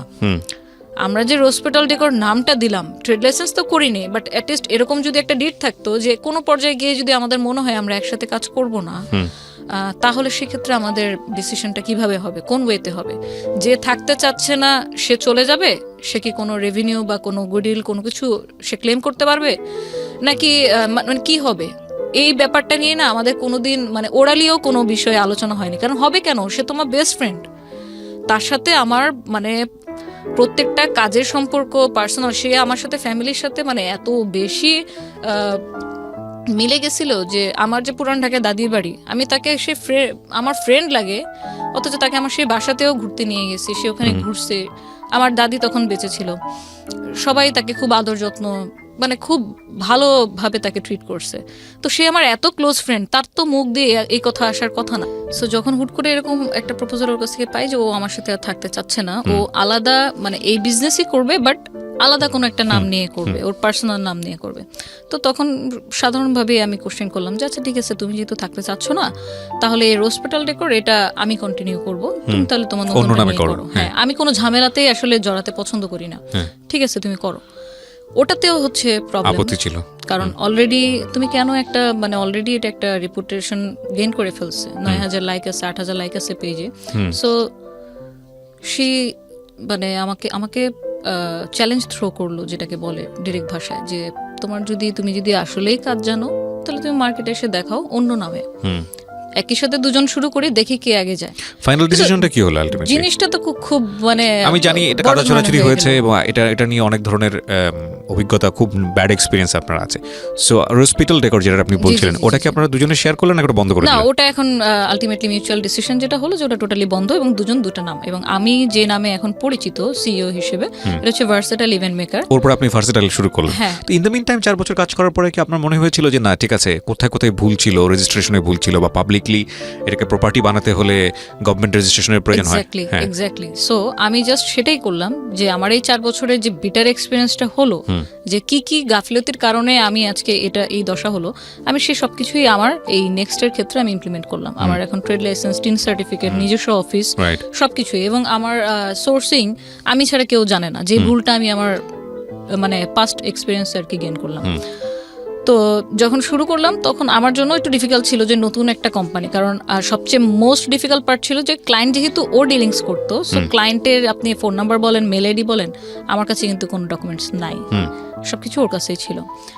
তো তারপরেও আমি সাহস নেই, কারণ আমাকে তো করতে হবে। আমি অলরেডি বাসায় সাপোর্ট দিয়ে যাচ্ছি, এখন যদি মাঝপথে এসে আমি এভাবে বন্ধ করে দিই, অলরেডি এখন বাসায় আরও কন্ট্রিবিউশনের দায়িত্ব বেড়ে গেছে, তো তখন কি করব? তো আমি কোনো ঝামেলা না জড়ে আমি ওকে ওর মতো থাকতে দিই, আমি আমার মতো থাকি। আমি ওদিন থেকে ওর পর থেকে, সেই মুহূর্তের পর থেকে আমি ওর সাথে আর কোনো কন্ট্যাক্ট আজ পর্যন্ত করিনি। তো 2014 নতুন জার্নি শুরু হলো আমার ভার্সেটাইল ইভেন্ট মেকারের। এখন আলাদা তো হলাম, কিন্তু অ্যাকচুয়ালি কি আলাদা হলাম? কারণ যেই লোকগুলোকে আমি মাইনে দিতাম, যে লোকগুলোকে দিয়ে আমি কাজ করাতাম, সে তো সেম লোকগুলোকে দিয়ে এক্সট্রা পেমেন্ট দিয়ে সে কাজ করিয়ে নিচ্ছে। রাইট। যে ওয়্যারহাউস থেকে আমি রেন্টে কাপড় বা ফুল ভাড়া করতাম, সে তো সেম ওয়্যারহাউস, ওই জায়গা থেকে নিচ্ছে। তাহলে আমি শুধু নামটা পরিবর্তন করলাম, কিন্তু আমার আর বাকি সবকিছুই কিন্তু কঙ্কালটা কিন্তু সেম রয়ে গেল। রাইট। এই জিনিসটা নিয়েও যখন ফিউচারে দেখলাম যে না আমি বুকিং দিচ্ছি, টাইমলি পাচ্ছে না, বলছে সেই বুকিং এ চলে গেছে, না উনি আগে বুকিং দিচ্ছে, এটা নিয়েও যখন দেখলাম যে দুটা না, আমি তখন ভাবলাম ভাই আমি ওয়েডিং এ কাজই করব না, আমি টোটালি আমার লাইনই চেঞ্জ করে ফেললাম, ওয়েডিং এ কাজ করব না, আমি শুধু বার্থডে নিয়ে করি, দেখি আল্লাহ কি রাখছে কপালে। জানি না আল্লাহ কোত্থেকে এত সাহস, এত শক্তি, এত ধৈর্য আমার মধ্যে দিচ্ছে যে আমি কোনো কিছু নিয়ে ঝামেলা করতে চাইনি। আমি জাস্ট ফোকাস করছি আমার গোলে, আমি কি করতে চাই। কোনো একটা সোশ্যাল ইভেন্ট, আপনার বার্থডে ইভেন্ট ছিল, এবং লাকিলি ওনারা মনে হয় যেন আল্লাহ তাকে ফেরেস্তা হিসেবে পাঠিয়ে দিছিল আমার লাইফে, নয়তো আমার এই টার্নিং পয়েন্টটা আসতো না জার্নির। তো ওনারা পেশাগতভাবে ছিল সেনাবাহিনীর, ওনার হাজব্যান্ড ওয়াইফ, ওনাদের ছেলের বার্থডে ছিল। তো ওই বার্থডেটার কাজের ডেকোরেশন আমি যেই থিমে করে দিই, এমনভাবে করে দিই, আমার ডিরেক্টলি বলতে গেলে কাজে লস হয়েছিল, 3,500 টাকা আমার পকেট থেকে গেছে। বাট মনে করেন যে আমি আজকে আপনার সামনে বসে কথা বলতেছি, আমি ধরে নিব যে আমি হয়তো ওনাদের সাথে পরিচয় না হলে আমি হয়তো আজকে আপনার সামনে কথাও বলতে পারতাম না, কারণ ওই পজিশনে আমি যেতে পারতাম না। তো আমার কাজে ওনারা এত বেশি প্লিজড হলো যে আমাকে ডিরেক্টলি আমাকে নিয়ে আধা ঘন্টা ওনারা কথাও বললো যে আপনি কি কি কাজ করেন, কতদিন ধরে কাজ করতেছেন। যখন আমি ওনাদের সাথে আমি বললাম যে আমি সবাইকে সত্য কথা বলি, আমার সাথে এই হয়েছে, আমি এত তারিখ থেকে 2010 থেকে কাজ শুরু করছি, এর মধ্যে কর্পোরেট এদের সাথে কাজ করছি, তো আপনাদের যদি নেক্সটে কোনো কাজ হয় আমাকে বলেন। আমি কিন্তু জাস্ট সোশ্যাল ইভেন্ট এই ধরনের হিসেবে আমি বলছি, বাট আমি জানতাম না যে আমার সামনে এত বড় একটা অপরচুনিটি ওয়েট করতেছে। তো ওনাদের সামনেই হয়তো একটা আন্তর্জাতিক প্রোগ্রাম ছিল, আন্তর্জাতিক জাতিসংঘী শান্তিরক্ষী দিবস, 2017 সালে এটা। তো এর মধ্যে তো আমি নিজে কিছু টুকটাক কাজ করেছি। তখন বলল, আমাকে একদিন কল দিল যে আপনি এরকম এই ধরনের কাজ কি কখনো করেছেন? তো আমি বললাম এই ধরনের বলতে এই প্রোগ্রামে যা যা লাগবে সেগুলো আমি আপনাকে সাপোর্ট দিতে পারবো, বাট সত্যি কথা আমি এর আগে কোনো আন্তর্জাতিক কোনো জাতীয় কাজ করিনি। The thing is that honesty is the best policy. আমি সবসময় এটা বলি, আমরা ছোটবেলায় শিখেছি সততাই সর্বোৎকৃষ্ট পন্থা। আসলে না নিজের উইকনেসকে কখনো গোপন করতে নাই, পার্টিকুলারলি 2-1টা জায়গা ছাড়া, সেটা অন্য জিনিস, ওই ডিসকাশনে আসা যাবে না আজকে। কিন্তু আমার মনে হয় এইসব ডিলিংসের ক্ষেত্রে, বিজনেস ডিলিংসের ক্ষেত্রে সবসময় উইকনেসটাকে ওপেন রাখা ভালো, যে স্যার আমি এটা পারি, এটা আমি পারি না, এই জায়গাটা আমার উইকনেস, সো এতটুকুর জায়গাতে আমার কনফিডেন্ট আছে, এতটুকুর জায়গাতে আমার নাই। এতে করে হয় কি, যিনি আমাকে নিয়ে ডিল করছেন তারও কনফিডেন্টটা অনেক বেশি গ্রো করে যে না আমি একটা অনেস্ট মানুষের সাথে ডিল করছি। রাইট। এবং এই জিনিসটা আমাকে অনেক গ্রো করতে অনেক হেল্প করেছে। যেমন আমি ওনাদেরকে বলেছি যে আমি এর আগে কখনো কোনো ন্যাশনাল বা ইন্টারন্যাশনাল ইভেন্ট করিনি, বাট কর্পোরেট ইভেন্ট করার এক্সপিরিয়েন্স আমার আছে। সো আপনাদের একটা ইভেন্টে কি কি লাগবে, কোন স্টেজ লাগবে, কোন গেট লাগবে, কোন ব্র্যান্ডিং লাগবে, ওখানে চিফ গেস্ট কি মাননীয় প্রধানমন্ত্রী থাকবে না মাননীয় রাষ্ট্রপতি থাকবে না অন্য কেউ, আমাকে ওভাবে বললে আমি ওই অনুযায়ী আপনাদেরকে ডিজাইন দিতে পারবো। সো ওই যে আমার ফার্স্ট অপরচুনিটি আসলো যে ঠিক আছে আপনি তাহলে একটা প্রেজেন্টেশন দেন, যদি আমাদের সিনিয়র যিনি আছে উনি যদি আপনার প্রেজেন্টেশন পছন্দ করে দেন বাজেট দিবেন, কারণ সরকারি প্রোগ্রামে হয় কি 6-7 জন মিলে বিট করে, তারপর সের মধ্যে কস্ট মিনিমাইজ করে যে সবচেয়ে লোয়েস্ট বিট করে তাকে কাজটা দেওয়া হয়। তো যেহেতু এটা আমার ফার্স্ট কাজ ছিল, এতটা সহজও আবার ছিল না যে আমি একদম আলাদিনের চেরাগ হাতে পেয়ে গেলাম। তো ওনারাও আমাকে আমার ক্যাপাবিলিটি টেস্ট করার জন্য আমাকে প্রথমে ওনাদের পার্সোনাল একটা ছোট ইভেন্ট আমাকে দেয়, যে তুমি যদি এখানে প্রুফ করে দেখাইতে পারো, তোমার কাজ দেখে আমরা বুঝবো নেক্সট কাজটা আমরা তোমাকে দিব কিনা, কাজ তো দিব পরের কথা, প্রেজেন্টেশন দেওয়ার পারমিশন তোমাকে দিব কিনা। সো আল্লাহর অশেষ রহমত যে ওই প্রোগ্রামে 100% স্যাটিসফ্যাকশন আমি ওনাদের কাছ থেকে নিই, এবং আমি আমার 100% 200% আমি দেওয়ার ট্রাই করছি, এবং আই এম ব্লেসড যে আমি ওনাদের মতো গার্জিয়ানই বলবো, কারণ আমার কাছে এখন সেনাবাহিনী একটা ফ্যামিলি হয়ে গেছে, আমার সেকেন্ড ফ্যামিলি। কারণ আমি গত 4 বছর ধরে প্রতিটা ইভেন্ট আমি সেনাবাহিনীর ইভেন্টই করছি, আমি সিভিল ইভেন্টের মধ্যে শুধু বার্থডে ছাড়া আর কোনোটা করিনি। তো তখন আমাকে সিলেক্ট করলো যে আপনিও প্রেজেন্টেশন দেন। তো Okay. ওই যে 2017 থেকে আমি শুরু করলাম ওনাদের সাথে পথ চলা, এবং দীর্ঘ আপনার 1.5 মাস লাগিয়ে একটা প্রেজেন্টেশন বানানো, সেটা বারবার চেঞ্জ করা, ডিজাইন চেঞ্জ করা, এবং আপনি আলটিমেটলি যখন ওই কাজটা পান, 48 ঘন্টা মানুষের চোখের পলক কিভাবে খোলা থাকে এটা আমি ওনাদের কাজ করতে গিয়ে শিখেছি। 24 ঘন্টা আগে আপনাকে ওয়ার্ক অর্ডার দেওয়া হবে, 24 ঘন্টার মধ্যে আপনি 3টা ভেন্যু ডেকোরেশন কিভাবে করবেন এটা আমি ওনাদের সাথে কাজ করতে গিয়ে শিখেছি। তো এই 4 বছরের মানে পেশাগত যোগ্যতায় বলবো যে আমাকে ওনারা জাস্ট মানে ওয়ান ম্যান আর্মি বানিয়ে দিছে। Wow. তো এখন So যদি you have আমাকে achieved a lot. অনেক অনেক মানে আমি কি বলবো, আমি খুবই গর্ববোধ করি এটা বলতে যে আমি সেনাবাহিনীর কাজ করি, কারণ Definitely. আমার কিছু প্রোটোকলের কারণে এই ধরনের প্রোগ্রামের কোনো ডকুমেন্টেশন কোনো কিছু আমরা মানে পাবলিকলি এটা দেই না। এখানে আচ্ছা। আমাদের কিছু প্রোটোকলের ব্যাপার আছে, হ্যাঁ। যতটুকু দেওয়া প্রয়োজন আমরা শুধু ততটুকুই আমাদের ফেসবুক পেজে দিই। তো অনেকেই ভাবে কি আমার পুরাতন যে ক্লায়েন্টরা যে আপু আপনি কি এখন ইভেন্ট করেন না, আপনি কি ইভেন্ট ছেড়ে দিচ্ছেন, তো তারা হয়তো জানে না যে ভার্সেটাইল ইভেন্ট মেকার হচ্ছে আমার কোম্পানি।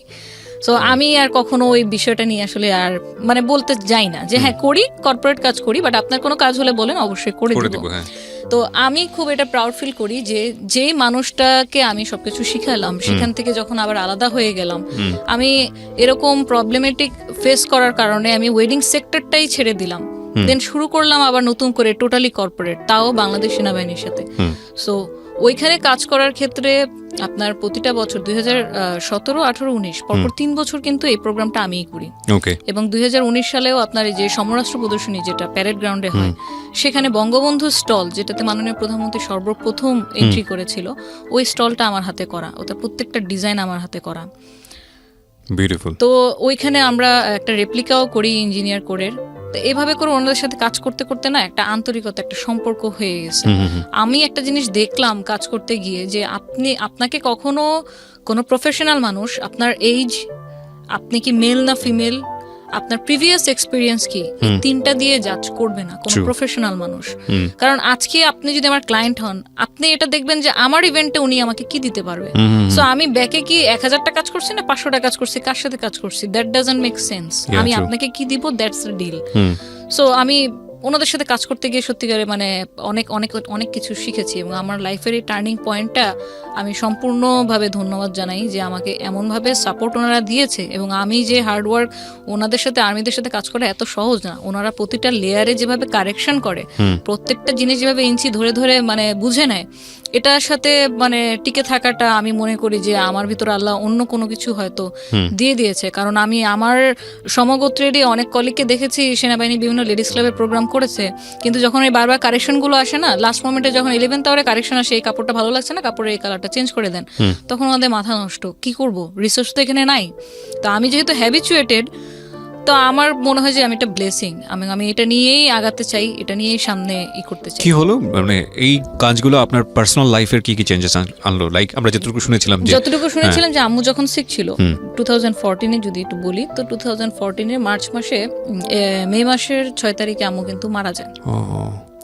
মারা যাওয়ার আগে যা যা আমরা ডিফিকাল্টিস ফেস করেছি তা আসলে মানে আমি recovery আপনার সাথে করেনি? একটা না রিকভারি করেনি, এটা একটা প্রোগ্রামে বলে শেষ করা যাবে না। শেষও করা যাবে না আর বোঝানোও যাবে না। তো আমাকে যদি বলেন যে আপনার লাইফের যদি কয়েকটা আপনার থেকে থাকে যে ইনকমপ্লিটনেস একটা বলেন, আমি সে নাম্বার 1-এ বলবো যে আম্মু যখন তাকে হসপিটালে ভর্তি করলাম, যে না বাসায় কন্ট্রোল করা যাচ্ছে না, বাসায় উনি অনেক বেশি হাইপার হয়ে যাচ্ছে, এবং উনি খাওয়া দাওয়া করছে না বলে ডিহাইড্রেশনে ওনার ঠোঁট কালো হয়ে গেছে। এখন যদি আমি ইমিডিয়েটলি ওনাকে স্যালাইন না দিই, আমিও আমাকে বাঁচাতে পারবো না। ইবনে সিনা বলেন, আমাদের ধানমন্ডির আশেপাশে যে কটা হসপিটাল প্রাইভেট ছিল কেউ ভর্তি রাখেনি। কেন? কারণ সবাই ভাবতেছে উনি মেন্টাল পেশেন্ট। তো ওনাকে তো নর্মাল হসপিটালে কেউ ভর্তি রাখেনি। তারপর আমরা ওখানে বাবর রোডেই একটা প্রাইভেট হসপিটাল ছিল, মানসিক হাসপাতাল, সেখানে আম্মুকে মানে নিয়ে যাই, যে দেখেন দিন ভর্তি থাকে, এবং ওদের যে রুলস রেগুলেশন ছিল যে পেশেন্টের সাথে পেশেন্টের কোনো অ্যাটেন্ডেন্স অ্যালাউ না, কারণ ওইখানে ওনারা আল্লাহ জানে মানে এমন ভাবে ট্রিট করে পেশেন্টের সাথে যেটা মানে অ্যাটেন্ডেন্সটা দিতে পারবে না। আমি সেখানে, আম্মু কোনো সেন্স নাই, আমি যে তার মেয়ে সে জানেও না, কিন্তু আম্মুকে যে নিয়ে যাচ্ছে টেনে, আম্মু আমার হাত এভাবে ধরে রাখছে, হাত ছাড়তেছে না, মানে সেটা রিয়েলাইজ করতেছে, বুঝতেছে যে কোথাও যাচ্ছে। হুম হুম হুম। তো পরে আমিও তো নাছোড়বান্দা, মানে আমি আসলে সত্যি কথা বলতে আমি আম্মুকে কখনো কোনো এরকম হার্ডশিপ ফেস করতে হবে এটা আমাদের ধারণার বাইরে। হুটহাট সব কিছু চেঞ্জ হয়ে গেল লাইফের, সব এভরিথিং। 7 দিন এখানে ভর্তি থাকার পর প্রতিনিয়ত ইনজেকশন পুশ করতেছে, স্যালাইন দিচ্ছে, খাওয়ানোর চেষ্টা করতেছে। কিছু কিছু ভালো মানুষ থাকে যে আপনার মারা যাওয়ার আগে খুব ভালো ভালো কথা বলে, ভালো মেমোরিগুলো দিয়ে যায় যাদেরকে রেখে যায়। তো আম্মুর সাথে যে এই 1 বছর এত অসুস্থতা, এত কিছু, আমাদেরকে চিনতে পারতেছে না, নিজেকে হার্ট করতেছে, খাচ্ছে না, ডাইপার চেঞ্জ করানো লাগতেছে, গোসল করানো লাগতেছে, সব কিছু আমরা করতেছি। ঠিক মারা যাওয়ার আগে 1 সপ্তাহ উনি পুরো সুস্থ, মাশাআল্লাহ। উনি চিনতেছে, ওনার মধ্যে কোনো হাইপার টেনশন কাজ করতেছে না। জাস্ট ওই হসপিটাল থেকে নিয়ে আসলাম, আব্বুকে দেখে জড়ায়া ধরলো, মানে এতদিন পর দেখছে। 6 মাস পর যখন আমার মা আমাকে চিনতেছে, এর চেয়ে খুশির আর কিছু নাই। It's a blessing. তো আমরা আবার ফলো আপের জন্য ডাক্তারের কাছে যাই। তো ডাক্তারের সময় যাওয়ার জন্য আম্মু সবসময় মানতো যে হচ্ছে ম্যারিড মহিলাদের নাক ফুল থাকা লাগবে, চুড়ি পরা থাকা লাগবে, না তো এটা ভালো না। তো আম্মু তো চুড়ি খুঁজতেছে, তানি আমার চুড়ি কোথায়, আমাকে চুড়ি দিয়ে, হুইল চেয়ারে বসা, ডাক্তারের কাছে যাবো।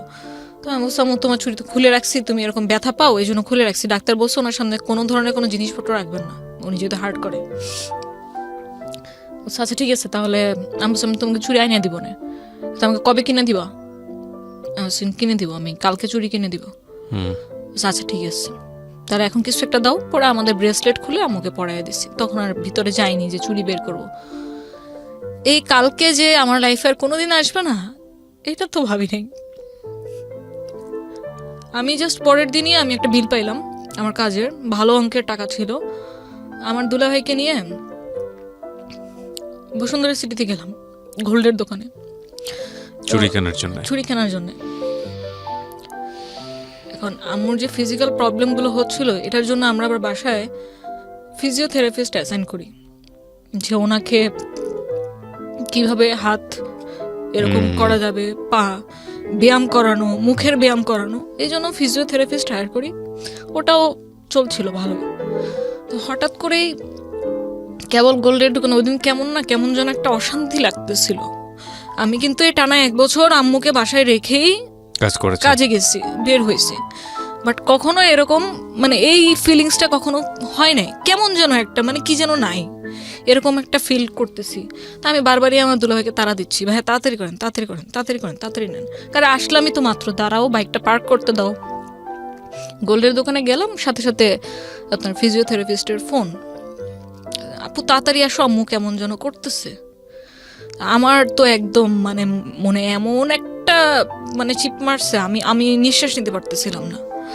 ওইখানে রেখেই আর কোনো কিছু নেওয়ারই নেই, তাড়াতাড়ি যত দ্রুত সম্ভব বাসায় আসতে আসতে আমি আমার ডাক্তার চাচাকে ফোন দিই, আমার 8 নম্বর চাচাও ডাক্তার সার্জারির, ওনাকে ফোন দিই যে কাকা এরকম আম্মু নাকি কোনো রিয়্যাক্ট করতেছে না।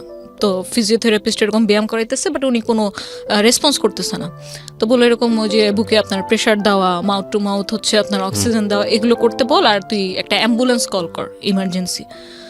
তো আমি ওই বাইকে বসে বসে আমি অ্যাম্বুলেন্স কল করলাম, আমার বাসার কেয়ারটেকারকে বললাম, একসাথে 3টা অ্যাম্বুলেন্স বাসার নিচে রেডি। তা আমি জাস্ট গিয়ে মানে দোতলাতেই ছিলাম জাপান গার্ডেন সিটিতে, সিঁড়িতে উঠতে গিয়ে পড়ে গেলাম। আরেকটা বাধা, আমার তো অলরেডি বাধা সকাল থেকেই মনের মধ্যে কেমন লাগতেছে।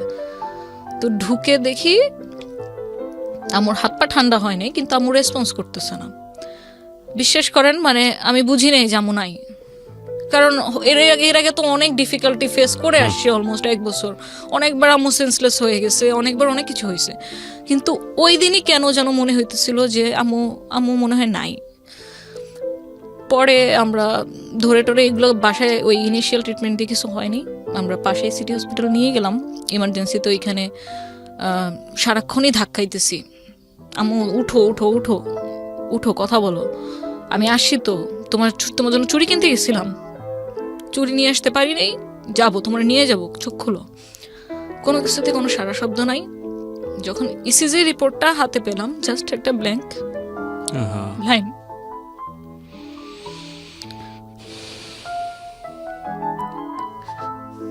I'm really sorry যে আপনাকে এরকম একটা মোমেন্টের মধ্যে দিয়ে নিয়ে যাচ্ছি।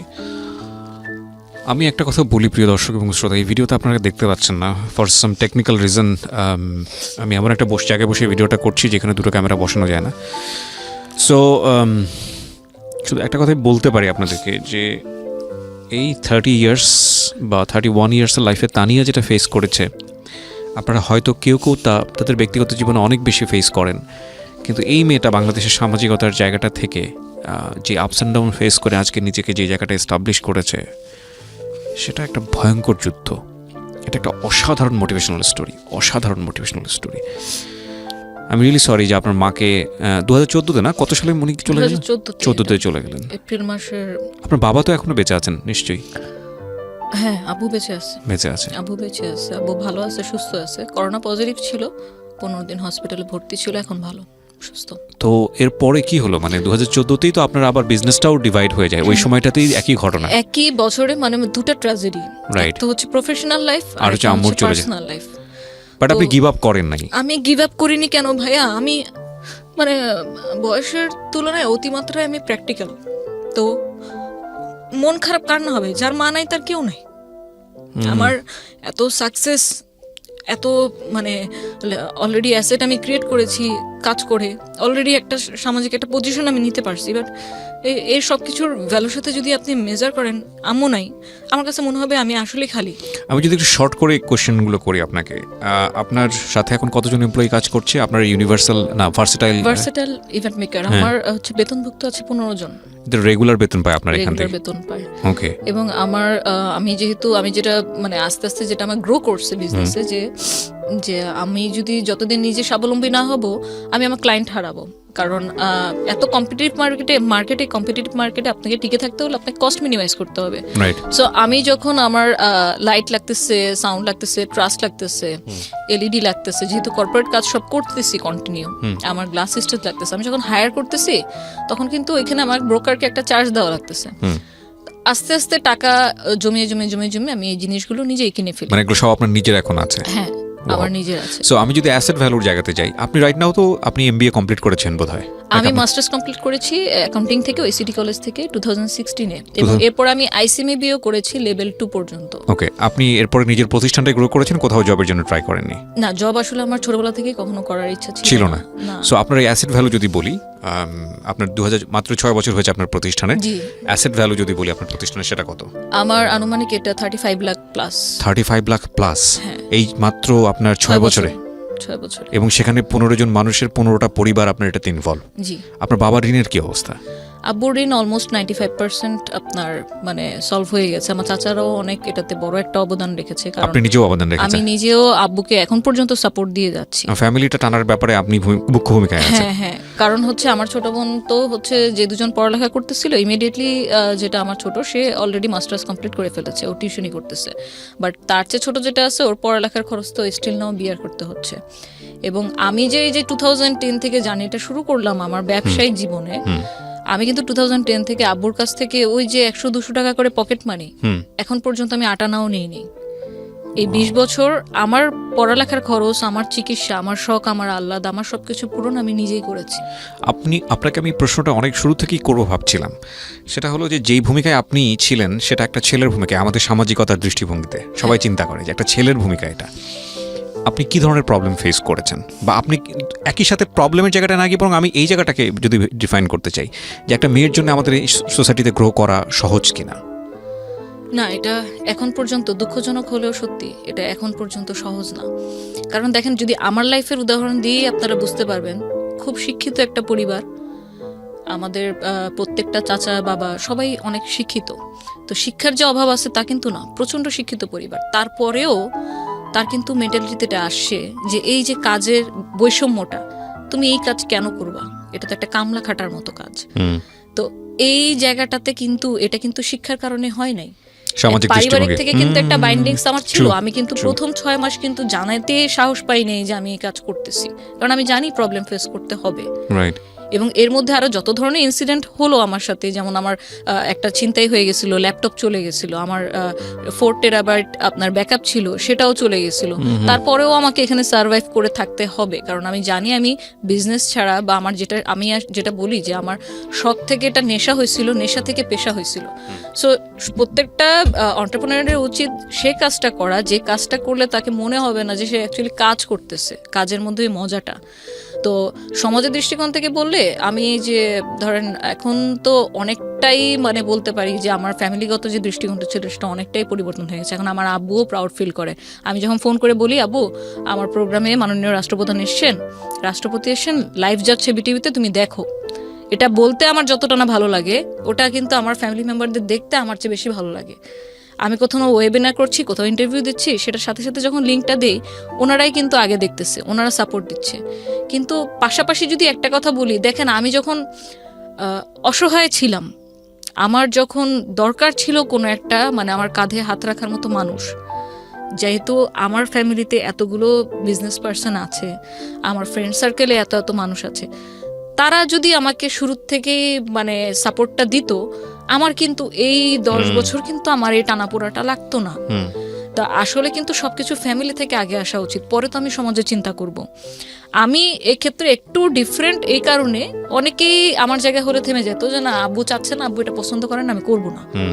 আমি অনেক কিছুই আব্বুর কারণে স্যাক্রিফাইস করেছি, যেমন বলেছি যে আমি এখন পর্যন্ত হচ্ছে আমি ফটোগ্রাফিটা আমি স্যাক্রিফাইস করলাম। তারপর আমি কখনো আমার সবসময় চেষ্টা করেছি যে ফিমেল ফ্রেন্ড সার্কেল মেনটেন করার, সেফটি সিকিউরিটি পারপাসে।